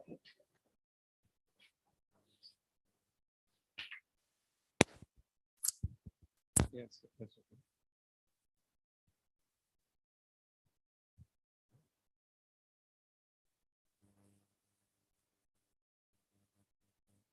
So friends, I begin my talk by offering this my homage and respect to Professor Mahadevan. I am really happy that I'm here and I am speaking on a different topic. The new research that we have done, in fact, at the site of Rakhigarhi. So the research that we have done is termed as the archaeogenetic research. So we are combining archaeology and genetic science. And this is a new science that we want to develop now in India. And that is the reason I am in Hyderabad to develop the ancient DNA facility for the country. Now, all of you know, of course, this the Harappan civilization, when it was discovered exactly 100 years ago, it was considered to be one of the greatest discoveries of the century, mainly because before the discovery of the Harappan civilization, it was thought that there is a big gap in the history of South Asia or in the history of country, and particularly scholars like Vincent Smith, who wrote early history of India in the beginning of 20th century. Now he had clearly mentioned that India jumps from Stone Age to the Stupa period, and there is a big gap in the history of the country. But with the discovery of the Harappan civilization, at one stroke, the history of the settled life was stretched back by almost 3,000 or 3,500 years. So now, in fact, we are boasting of a continuous history for almost 2 million years. The earliest stone tools discovered and dated in the Indian subcontinent, now they are dated to 2 million, that is 20 lakh. So from 20 lakh to the modern times, we have a continuity, and perhaps this is one of the maybe few countries, in fact, in the world where we can see the continuity for such a long period. Now the research that we did, in fact, we had some important research issues, in fact, at the site of Rakhigarhi. In fact, I excavated one site called Farmana before Rakhigarhi, and I had identified some basic issues in the Harappan studies. And one of the basic issues that we always say that the Harappan urbanization has evolved from the early phase, but we had not really shown with the help of evidence, in fact, how the transformation has taken place. Now that transformation is very clear now at the site of Rakhigarhi. We could identify that particular transformation, and fortunately we have the proper sequence at the site of Rakhigarhi. We have a quite thick deposit of early Harappan and also the mature Harappan. So we could see, in fact, the transition, which I will just I'll give you the glimpse of that. So that was one issue, which will successfully resolve, in fact, at the site of Rakhigarhi. The second issue that we always wanted to know who are the Harappan people. There's a lot of debate happening, and we did not have scientific data, in fact, in this particular respect. We always thought that some scholars always thought the Harappans were indigenous people of this region only. And some say that maybe the Harappans came from outside, particularly the Britishers, who started, working on the Harappan civilization. They gave the impression that, the people came from outside, and they are the ones who are responsible for most of the developments in South Asia, including the settled way of life and the first urbanization. So that was the impression that was given. So we did not have, but for the first time, we have been able to, generate some scientific data now. And the most scientific data that we have generated is that we are successful in fact in getting DNA from the Harappan skeletal remains. We have found DNA only from one skeletal remain. The condition is so bad, it is so adverse, it does not really allow survival of any organic or the DNA data in this particular climatic condition. And number of efforts were made before for identifying the people based on the DNA research, but they were not, they did not succeed. And with great efforts, in fact, we excavated nearly 60 burials at the site of Rakigadi, and we examined each and every burial. And with great difficulty, we found, skeletal remains from, or the DNA from one skeletal remain. Now there was a criticism, two criticisms, in fact, that this is a politically oriented research. This is not, in fact. Let me tell you that this particular research was started in 2006 when I started the work at the site of Parmana. And there, in fact, one of the aims of my research was to identify the people. But the research methodology, I accept now that we were not really, in tune with the latest methods, in fact, which is useful for DNA research. So we were not really familiar with that. So we just excavated the burials at Parmana with the technology or with the method that we were following so far. And second mistake that we did, we excavated nearly 100 burials at Parmana, and we left those burials open for nearly 2 months. And that time, there was a lot of rain and a lot of strong sunshine. So probably the DNA data which was there, that has completely gone. Okay. Which problem?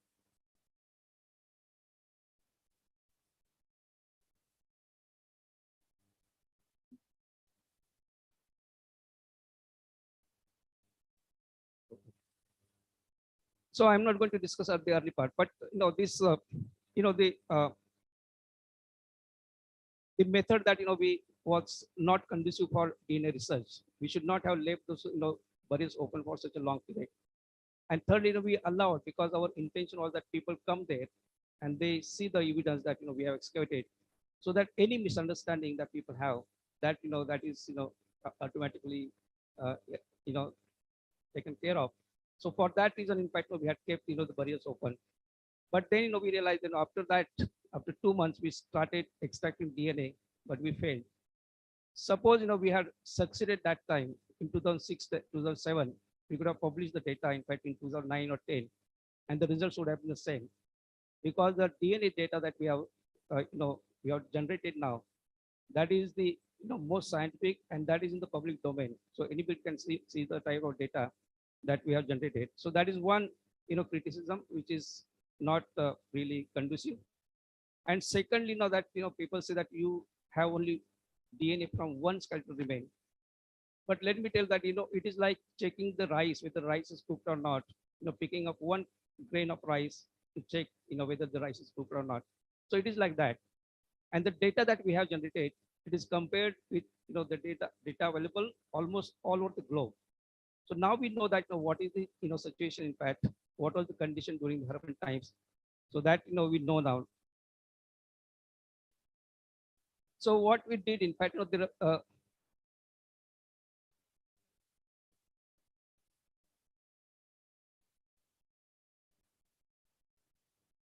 okay. So now our approach was very, very simple, in fact, here. The entire research was done by Indian scholars. The excavation was done by Indian scholars.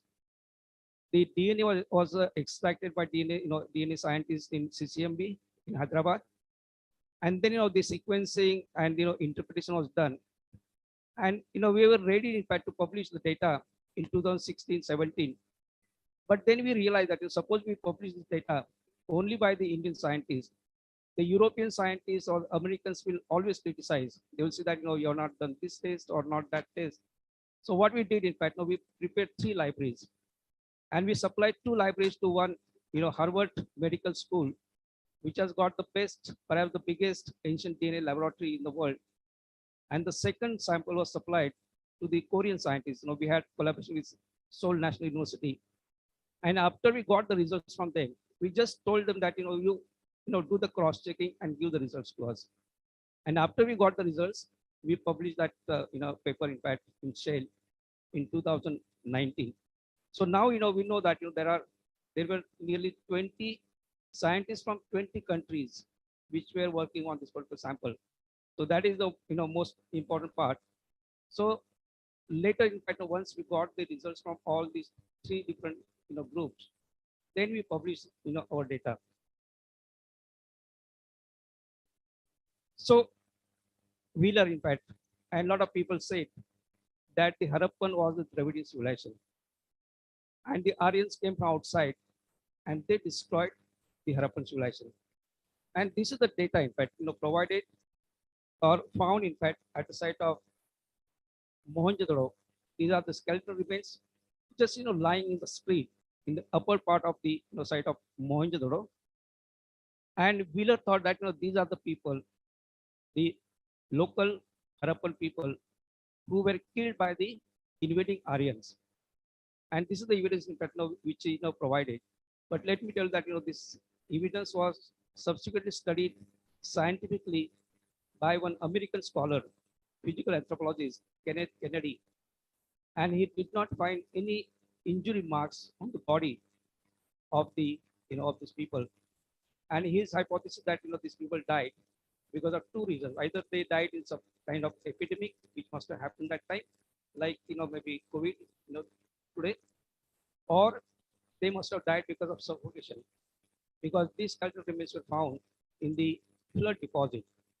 And the Indus River has a history of floods. In fact, there were two major floods before 2000 BCE, and those two floods have been properly recorded. And the third happened, in fact, when the Harappan economy started maybe sliding down, and then perhaps the Harappans were not able to reconstruct that particular city. So we know that about that. Now we know that the beginning of the Stone Age is going back to 2 million. So from 2 million to 12,000 years before, we have no idea about who were the people here. There are different hypotheses about which I will speak. So we have no data about people of this maybe phase to discuss. But then, of course, we have from the beginning of the settled life, we have the data now, and we know that who are the first farmers here, who are the people who did most of the important cultural developments in South Asia. So we have the evidence for this now. Earlier, it was thought that the farmers came from outside, maybe from Iran, from maybe West Asia. But now the data that is generated in different parts of the world. Now we know that that the agriculture happened independently in all these different regions. It is not that it happened at one place and then dispersed to other places. Not like that. So that is now quite clear. And in India, of course, we have these three regions. Next. So we have these three regions. This is the Harappan region, which is known as Melua in the Mesopotamian text. Then of course a very small region of this Mesopotamia, and of course beyond this is the Egyptian. So all the three civilizations had, of course, very strong trade contact, and there was a lot of give and take, cultural maybe give and take, and also a lot of genetic give and take was happening that time. Yeah, these are the this is the Harappan region.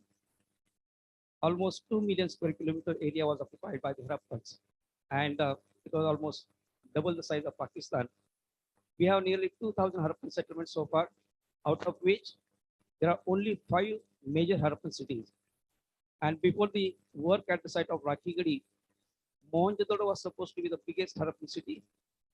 But now, in fact, the calculation that Rakhigarhi is almost double the size of Mohenjo-daro now. So Mohenjo-daro is now second biggest Harappan city, followed by Harappa, Dholavira, and Ganviriwala.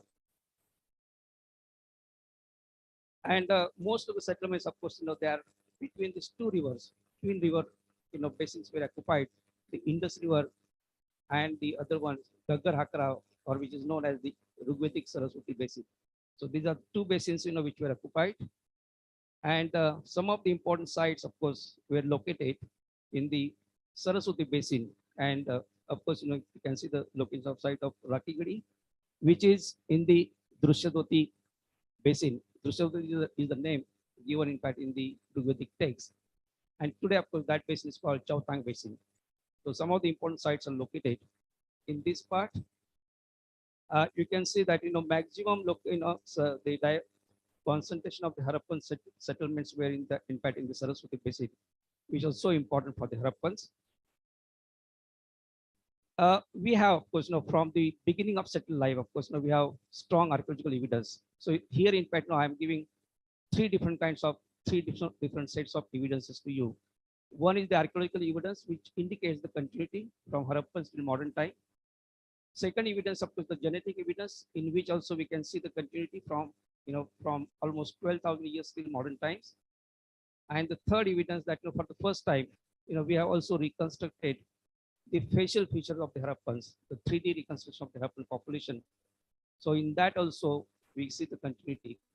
So these are the three evidences which we have synthesized, and based on that we are trying to understand the early history of India. So the site of Mehergarh, of course, has provided the continuous development from the beginning of settled life up to the urbanization in this part. So we know that what was the what was the cultural transformation happening in South Asia, and these are the people who began agriculture, domestication of plant and animal. So we have evidence for that. We have the evidence of the domesticated animals, and also the evidence of the plant remains which are domesticated, barley and wheat. And these are the people in fact who developed most of the basic technologies. They started producing variety of different crafts by using the technologies. And we have the evidence that these are the people who by trial and error method, they started developing these technologies. And then of course, then these technologies were perfected during the Harappan time. So there is a strong evidence for that also. And these are the different kinds of crafts that were made. And right from the early stage, we see the evidence of the contact with far off places. Now at the site of Mehergarh, these are some of the ornaments found in the earliest stage, dated to around 7000 BC. And you can see that this material has come from the Karachi coast, which is roughly 800 kilometers away from Mehergarh. So that indicates that those early farmers, they develop contacts with that region. And these are the these pearls which were imported or rather acquired from Oman. So they started crossing sea even before the development of the Harappan civilization or Harappan culture itself. And this is roughly maybe 1200 kilometers away from the site of Mehergarh. So that indicates that right from the early stage, there was a lot of movement happening, and that has resulted in fact in the cultural assemblage, mixing of the cultural assemblage, and also the genetic assembly also. We do find right from the early stage, the mixing of the population from different regions, right from the beginning. And of course, this is the site of Rakigadi. This is the dry course of river Drushyadwati. Today it is called Chautang. And we have perhaps the largest Harappan site here. We have reconstructed, the 3D features of the site, and you can see that this was the entire site. The major portion of the site is now modern occupation, under the modern occupation. But at the same time, you can see that lot of area is still available for research. So this is the drone area, the drone photograph of the area. So we have this part of the settlement which is protected by the Archaeological Survey of India, this part also. But this was all site. Now the site was spread over such a large area, and it was spread almost over an area of 550 hectares. Mohenjo-daro is around 300 hectares. So as I mentioned earlier, that we took this, what we call as the index range to understand the cultural history or the history of the site. And here, we could identify how the transformation has taken place. And particularly, I will show this evidence of the structures, the transformation, the structures, and also in the pottery that we have studied. The other site, which was excavated by the Archaeological Survey of India, Birana, there, in fact, for the first time, they found the dates of the beginning of the Harappan culture going back to 6000 BCE. And from 6000 BC, of course, there is a constant development in the cultural activities and also the structural activities at the site.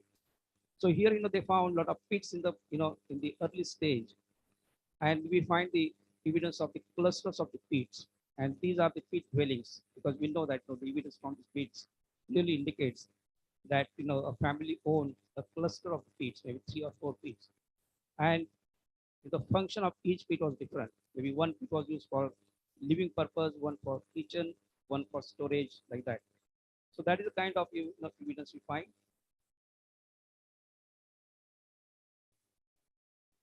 Yeah, these are some of the remains, actual remains, a big pit, a small pit. These are the type of clusters that that's found. So this is how the Harappans began their lifestyle. In fact, in this part, very modestly. In the second stage, you can see maybe in situ remains in this pit. And the pits are they have smooth bottom and even sides also. So no doubt that these pits were used. So we are getting evidence for that. In the second stage, they develop these structures on the ground, and now you can see that they continue with the circular structures. You can see part of the circular structure develop on the ground. So this is in the second stage. In the third stage, they develop proper rectangular structures. So we have found some evidence of that, and even the typical Harappan brick size, brick ratio was introduced. We have the other components like the development of the toilets and bathroom in the structures. Those features come, and even also the tandoor, which is very important part of the Harappan cultural elements. And that the tandoor chicken is the contribution of the Harappans. We have the evidence for that. Then in the next stage, this is in the fourth stage. Now you can see the modicum of planning properly. There is a evidence of a street, structures on both sides, a small street. So this is the fourth stage of the development. And finally, they have developed, this is of course not from this is from the site of Mohenjo-daro, but you can see a full-fledged city coming into existence. So this type of full-fledged city has not come suddenly, but there is a long precedence, and the transformation that happened, in fact, we have the evidence for that. So I showed about that. And similarly, this development or the transformation also is visible, in fact, in the pottery that is found. So this is a kind of pottery that is found in the early levels, which is handmade, crude, not properly finished, and we don't find even decorations on the pottery. So this is the handmade pottery that is found in the beginning. Slowly, the pottery is now is becoming a classical Harappan pottery. This is the pottery from the middle level, and now of course apart from the handmade pottery, we find pottery made on slow turntable in the second stage, and then of course this is the final stage. This is the classical Harappan pottery, and in this phase, maybe around 2500 BCE, they perfected the technology. They used the fast wheel for making pottery, and this is a classical pottery that comes into existence. So in archaeological data, now it is quite clear. And now, of course, I'll come to the next important part. Now, I just said that, that this is the excavation that we did in fact at the site of Farmana. So we excavated, this is a cemetery 1 kilometer away from the habitation site. And here we excavated large number of burials. Now, we just followed the method that was, was in use in fact in India. We did not bother much, in fact, to take proper precaution while excavating. Because if you are interested in the DNA research, then you have to make sure that the modern DNA does not get into ancient DNA. And when we started work that time it was very difficult to separate modern and ancient DNA. But now the DNA science has developed so much, now it is very easy, in fact, to develop or to distinguish between modern and ancient DNA. Now it is quite easy. But then, from that we learned, our lesson. And this is, of course, the cemetery at the site of Rakigadi. We started the work here. Next, please. Yeah, so this is we started. Next, please. So what we did, in fact, we took precaution here. In fact, when we came in contact with the Korean scientists who successfully extracted DNA from ancient remains. Also, they also extracted parasite eggs from the ancient dead bodies. And from the parasite eggs, they could identify the DNA of the person. So, we wanted to look for that. So we took precaution. He's a barrier warrior, you can see here. Can go back. Yeah, so we use this now. This is like, the modern, the Corona warrior type, but he's a barrier warrior. We are used, this skull cap, then, goggle, mask, this, disposable gown, and, hand gloves, etc. And then we started the work. We also made sure that, that same, tools which are used for excavation, they are not repeated for the other barriers also. So that, we took proper utmost care, in fact, utmost precaution for this. And then, of course, with this, we started, excavation of the barriers. And, it was so foolproof. But in spite of this, there was some, leakage. When we started analyzing the data and when we interpreting the data, we found some elements of the East Asian people in that. And there was no way, because, Harappans had never contact with, with Korea or Japan, that part. But later, we realized that one of our students was from Korea and he was part of the, team. So what I want to tell you here that, it is so sensitive that DNA can be, in spite of all this precaution, the DNA can be really percolate into the ancient easily. So this is how, we excavated the barriers. I will suggest that, whoever is excavating now, particularly the barrier site, now they should take all the precaution like this, because whether your intention is to study DNA or not, that is not important. Maybe after some time, maybe we will be interested in studying DNA. So that time, the data that we have is without any contamination. So that is how, it should be done. So this is how the excavation was done. These are some of the remains that we excavated. Next, please.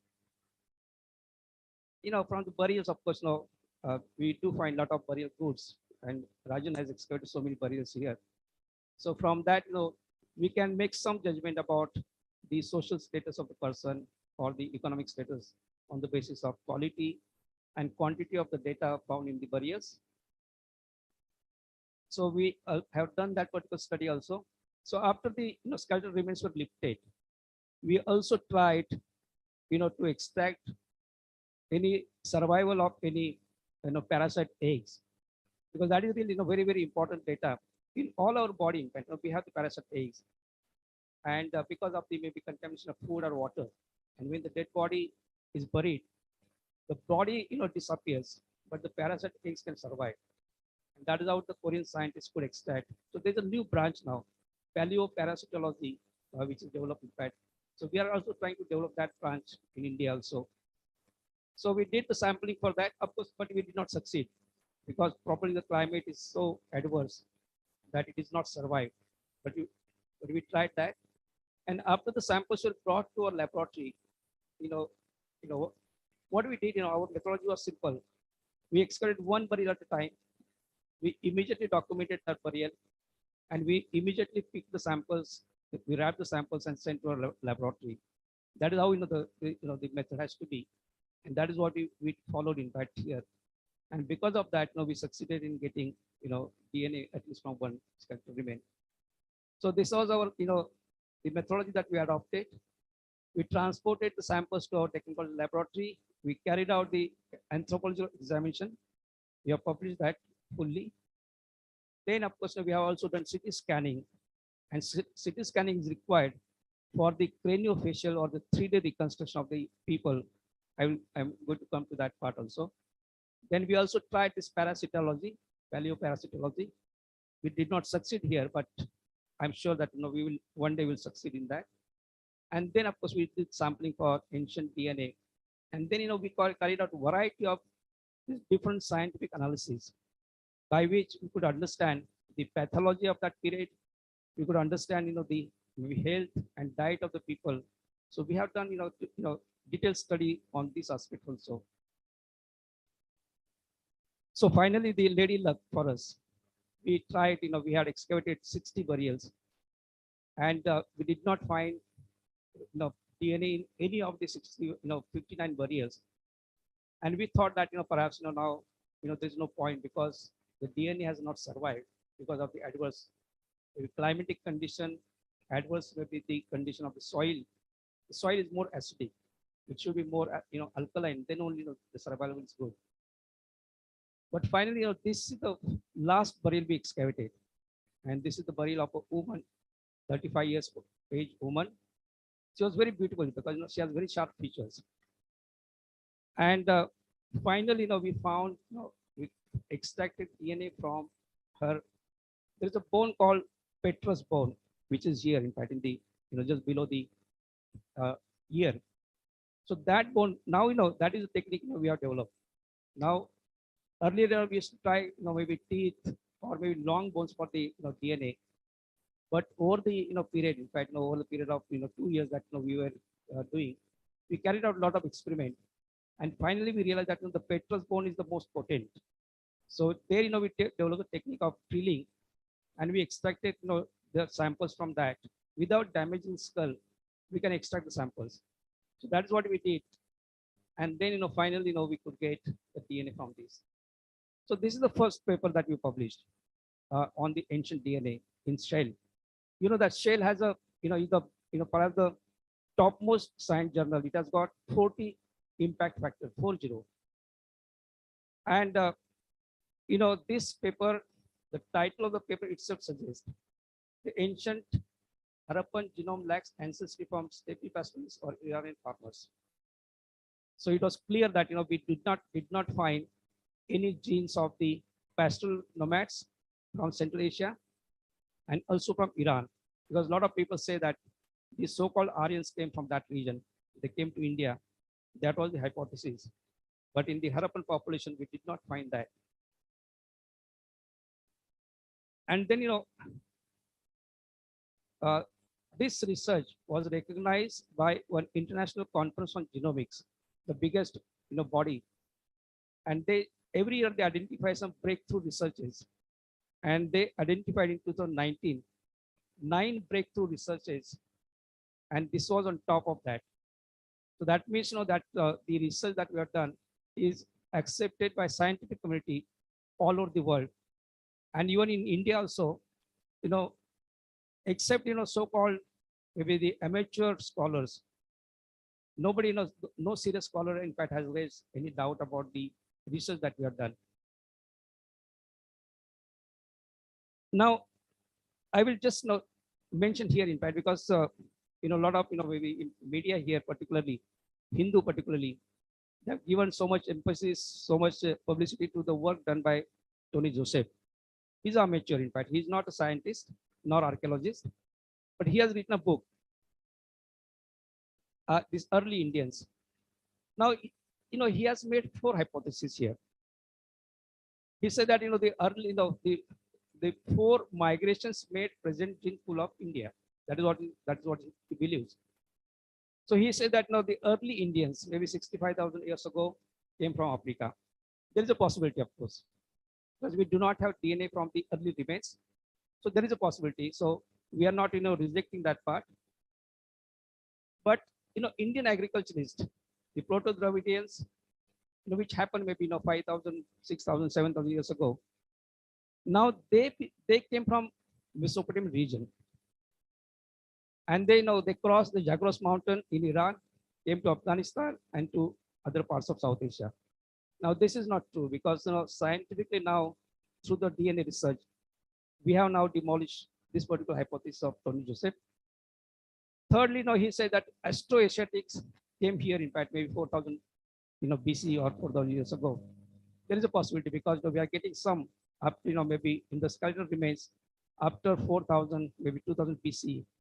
We get the elements of the Austroasiatic from Southeast Asia. So there is a possibility. And lastly, the Indo-Aryans, according to him, came to Indian subcontinent from steppe region or from maybe Central Asia, maybe 3,500 years ago. So that is also not true because the research that we have done, in fact, clearly indicates now different story. Yeah, now we have what we have is in fact here is we have now DNA only from the Harappan remains, one DNA belonging to 2400 BC from the Harappan site. And then of course there is no gap, there is a big gap. And then of course we have DNA of the modern people only. So whatever hypothesis made earlier regarding the so-called Aryan invasion or migration, they were purely based on inference only. There is some maybe passing reference in the Rigvedic text, and that was used for building this particular hypothesis. But that hypothesis was not built on any scientific data, scientific evidence, neither archaeological evidence nor genetic evidence. So it is now there is a clear gap, and now we are trying to understand. We are trying to understand or trying to fill the gap now. So what is the research that we indicates?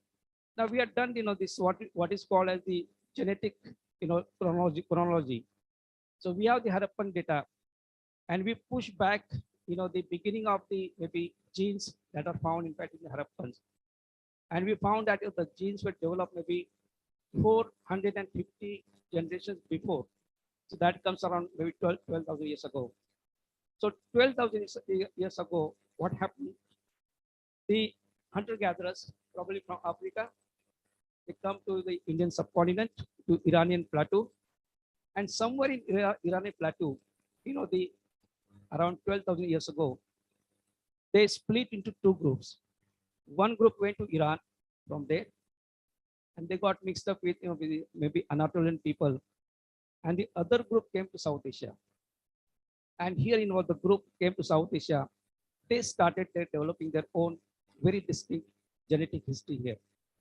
So here, in this, when we analyze the data from Harappan, skeletal remains, we did not find any gene of the, the Iranian farmers, nor of any pastoralists from Central Asia. So that is now clear that that now it is quite clear that most of the developments were done by the indigenous people right from the beginning of settled life, and right from the beginning of settled life, they had interaction with different regions. So a lot of cultural movement was happening, cultural element movement was happening, a lot of genetic movement was happening, mixing was happening right from the early stage. But when we have a gene of a particular maybe species which is exceeding 25 to 30%, that means we are descendants of that.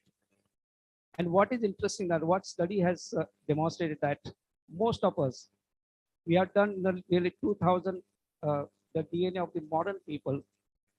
We are selected 140 different groups, people of different caste, religion, from Afghanistan to Bengal, and from Kashmir to Andaman Nicobar.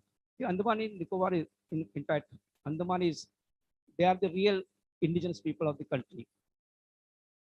And what we found that, in all this, in fact, there is indication that we all, no matter, from which region we are or which religion we follow, we all have a very strong Harappan gene in us, 25 to 30%. And the remaining, of course, is mixed. We have maybe 2% Iranian, maybe 5%, maybe Greek, Roman, like that. Because, people were moving, in fact, constantly, because of which, the things were getting mixed up right from the early stage. So we have that, that evidence, that is the kind of evidence we are getting now. And, you can see, in fact, here, what is interesting, we also studied the skeletal remains, the DNA of the skeletal remains from a site called Gonur in Turkmenistan in Central Asia, and also from a site called Shari Sokta in Iran. Both the sites were contemporary to the Harappans, and the excavation carried out there by the local archaeologists clearly indicated the strong connection with the Harappans, because a lot of Harappan material was found there. So archaeologically, it was clear that those sites are contemporary, and there was a strong, interaction between Harappans and those people. Then, we studied the, the skeletal remains from them, and what we found that, there's a lot of, similarity between the genetic history of that region and the Harappans. But there are some elements, in fact, which are found only in the South Asian population, which are found, in the population of that region. And some elements of that population were not found in fact in the Harappan region. So again, we have done, this calculation, what is the gene flow? And the calculation clearly indicates that the gene flow was from India to Iran and maybe from there to Central Asia. So it is now different, but the story is, turning out to be different story now. Earlier, we thought that the Aryans, so-called Aryans, came from outside. But suppose we believe that there were Aryans, perhaps the Indians were the Aryans who started going out first. And then, of course, there is a reciprocal movement. And because of that, we do find more genes of the steppe people, Iranian people after 2000 BC, because after that only people started coming, in a big group, big number of big group. So because of that, it happens. So that is a story that we are getting from our research. So we did the sampling that we did in fact, all the the entire South Asia was covered for the study of the modern DNA samples.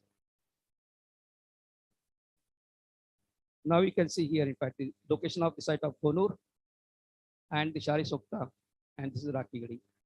So people started moving from Rakhigarhi or from Harappan region first to this part and like this.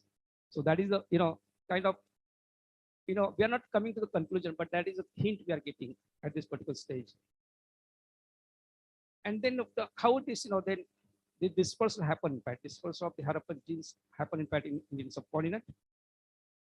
Somewhere in northwest it happened, the development of the genes, distinct genes. Then people started moving towards in small group, of course, towards Ganga basin, which was already occupied by the contemporary people there. So they got mixed up here also. The Harappan genes started spreading here. After that, with southeast part of Rajasthan, Mewar part, where we are getting the evidence of early settlement going back to 4,500 years or BC. And then, of course, in other parts, around 3,000, between 3,000 and 2,500 BC, we find the dispersal, in fact, in other parts of South Asia, or other part of maybe India. So Deccan, South India, eastern part of India. And, it corresponds well, in fact, with the archaeological data. We have the early farming in this part is at the most dated to 2,500 BC, maybe 2,500, 2,600 BC. So this is how the Harappan, people, the movement started happening. And this is how the entire subcontinent, in fact, was brought under the Harappan gene history. And we have, as I said, that we have the evidence. We have, this is the Harappan region. We have, the second oldest evidence, or the third oldest evidence, in fact, in Aharbanas region. Maybe from this part is start moving, and then of course, the third oldest evidence of the beginning of settled life comes from this part and the other part. So this is how the movement has started appearing. So we are working on this particular model also. You can see that Harappans were not the only people. There were a number of contemporary population living by the site of Harappans. They were what we call as the Neolithic or the Chalcolithic farmers. They had occupied the major portion of South Asia that time, and they had interaction with with each other.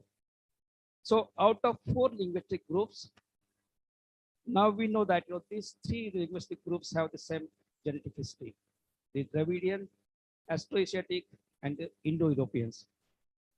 It is these people have different genetic history. So this is what that we find. And that we do find a lot of diversity. We do find a lot of diversity, and we do find this type of maybe different complexions in the in South Asia, perhaps the highest in the world, and therefore India is considered to be an ethnic museum. Now then one can wonder how this different ethnicity or diversities happen, how the different complexions have come into existence. So the complexion to develop the different complexion, the genetic history has nothing to do. The genes have nothing to do. It depends upon various factors like the climatic factor, the geographical factor, food habit, and then how much mixing was happening from different area.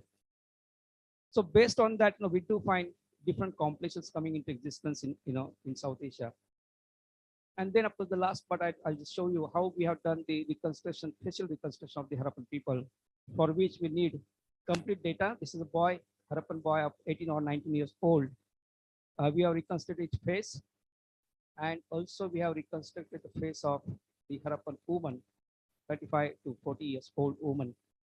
And this is again for the first time, this research was done. We need, two kinds of sets of data here: the matrix data, the measurements of the bone, and also we need data from the inner anatomy also is very important.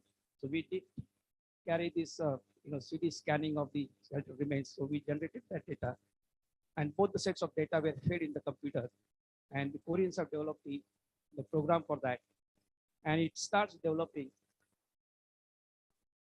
reconstructing the facial feature. Next. Yeah, step by step, you can see that that first the broken portion of the skull is repaired. Slowly, this maybe the muscles and the this the blood veins are placed on that, and finally this skin is placed on that. So finally, you can see that this is the first stage, or this is the initial stage of the 3D reconstruction. The next stage, of course, is very, very expensive. Of course, this cost us nearly 4,000 crores, 400 crores. But the next stage now will cost us more, in fact, because in the next stage we can try to identify the color of the eyes, color of the hair, etc. That is the next stage we are going to do. But what you can see here, in fact, that the Harappan boy and the modern boy, they look alike. In fact, they look exactly same, and also you can see. So there is a continuity also in this part, also this aspect also. So now this, three different, sets of evidence clearly indicate, but we are getting some, maybe indications. I don't say that we have come to the conclusion, but these are the, some of the indications about which, of course, I have spoken already.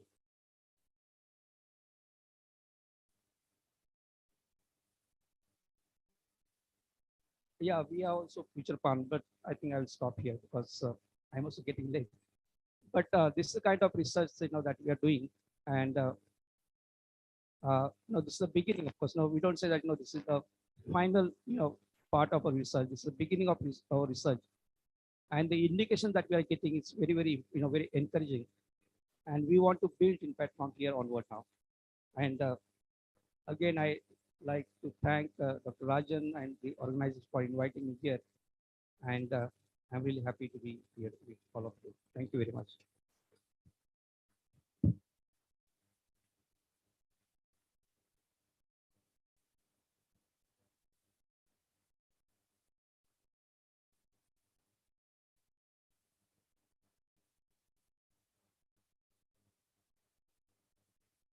People are in online, so we have to get connected with them. Any questions related to Dr. Balakrishnan first? Yeah, please.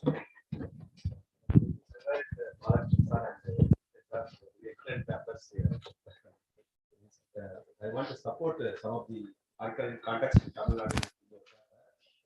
Actually, in Keeladi, we have some kind of figure carpet paintings. The seven Matrika, the same similarities would be coming across in Kirwal. The same hairstyle, like the standing posture and the tight hands and everything is there in Kirwal. Here, Swami has identified some of the symbols on par with the Harappan symbols. Then the board symbols also, what he said that Andaman, the single board figure is also there indeed. Then another thing is you have mentioned about the offerings of fish. Invariably in some of the excavated sites in Tamil Nadu, we have come across only the mother goddess terracotta figures. No male figurine so far we have come across. Only the mother goddess having the fish either in the hands or they are eating in some of the terracotta figurines of mother goddess. The fish is there in the terracotta figure, and I think in Kaveri Kumbattam, the mother goddess eating the fish. That is that. Then another the tortoise shown that the Alichandu, the tortoise and they are all related to the water. So you have mentioned about the Vaikalai Pavai or something related to the ocean. So the tortoise and even the crocodile, both the things are related to water bodies. Thank you. I think more suggestions rather than a question. I think so that any other questions, be specific because we are running short of time. Yeah, the one you last questions. My question is to Professor Shinde. Professor Shinde, you were in your presentation, you were talking about the excavations that you have done in Farmana and further in Rakhigarhi. And the paper that I've read your papers, it is very interesting, but it's a bit confusing. I don't know whether the media confused it or maybe my own reading is like that. But I want you to clarify that. This is regarding the DNA that was extracted. How many samples were extracted and how many samples were sent for processing?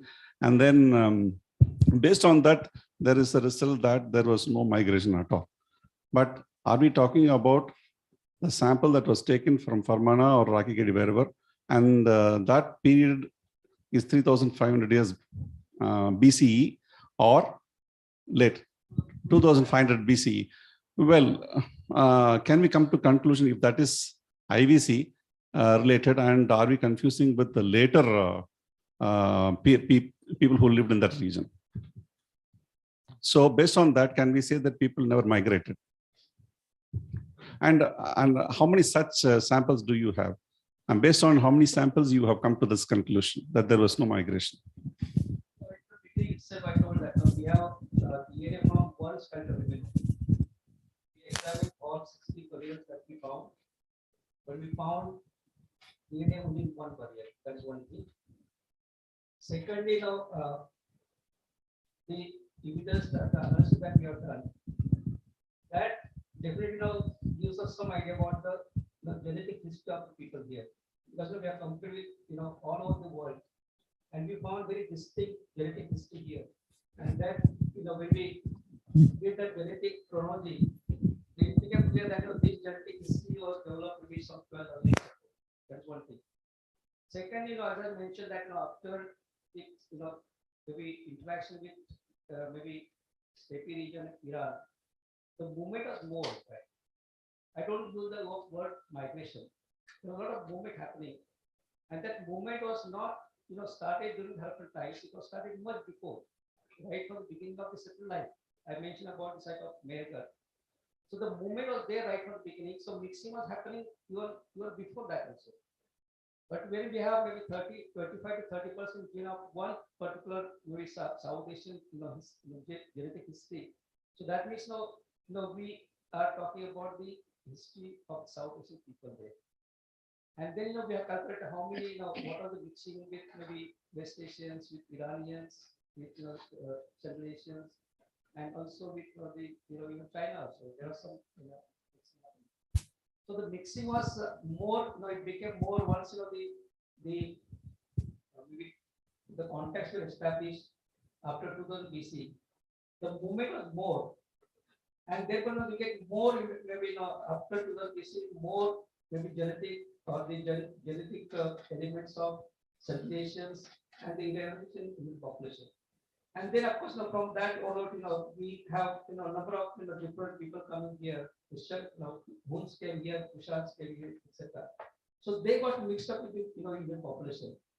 But at no stage, whatever interest we have, at no stage the genetic history of this people of this region was broken at any stage.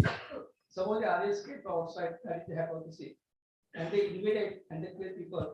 They could have introduced a new genetic history. That did not happen. Secondly, they also, suppose that people came from elsewhere, they also could have brought with them the cultural elements of that region. We don't find that also. So when we go and say settle in America or Europe, we always carry our cultural elements there. So in Europe or America, we can always identify the house of Indians based on the material that is inside the house. So that has not happened. And therefore, that we challenge that so-called alien hypothesis is a myth, and it never happened. The movement was happening, constantly right from the beginning, and that was resulting in fact in the mixing of the keys and the cultural elements.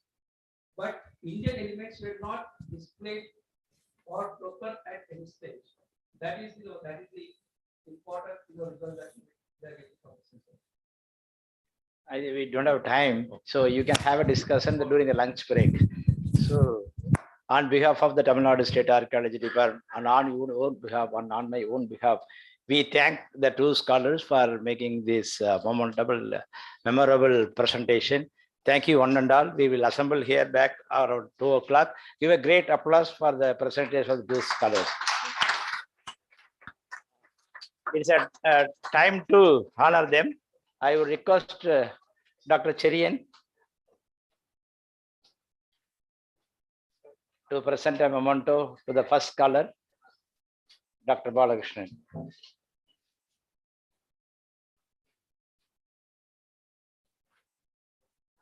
I would request Dr. Dayalan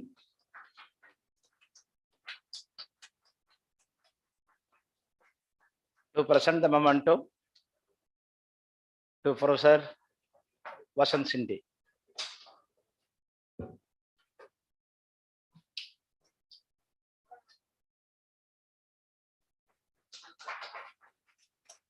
Thank you very much. Thank you.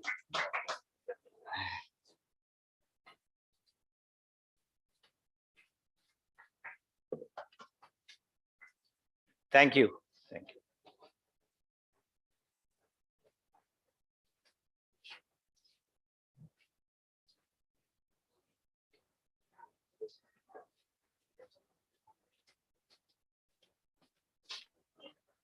We'll start the next session by 2 o'clock.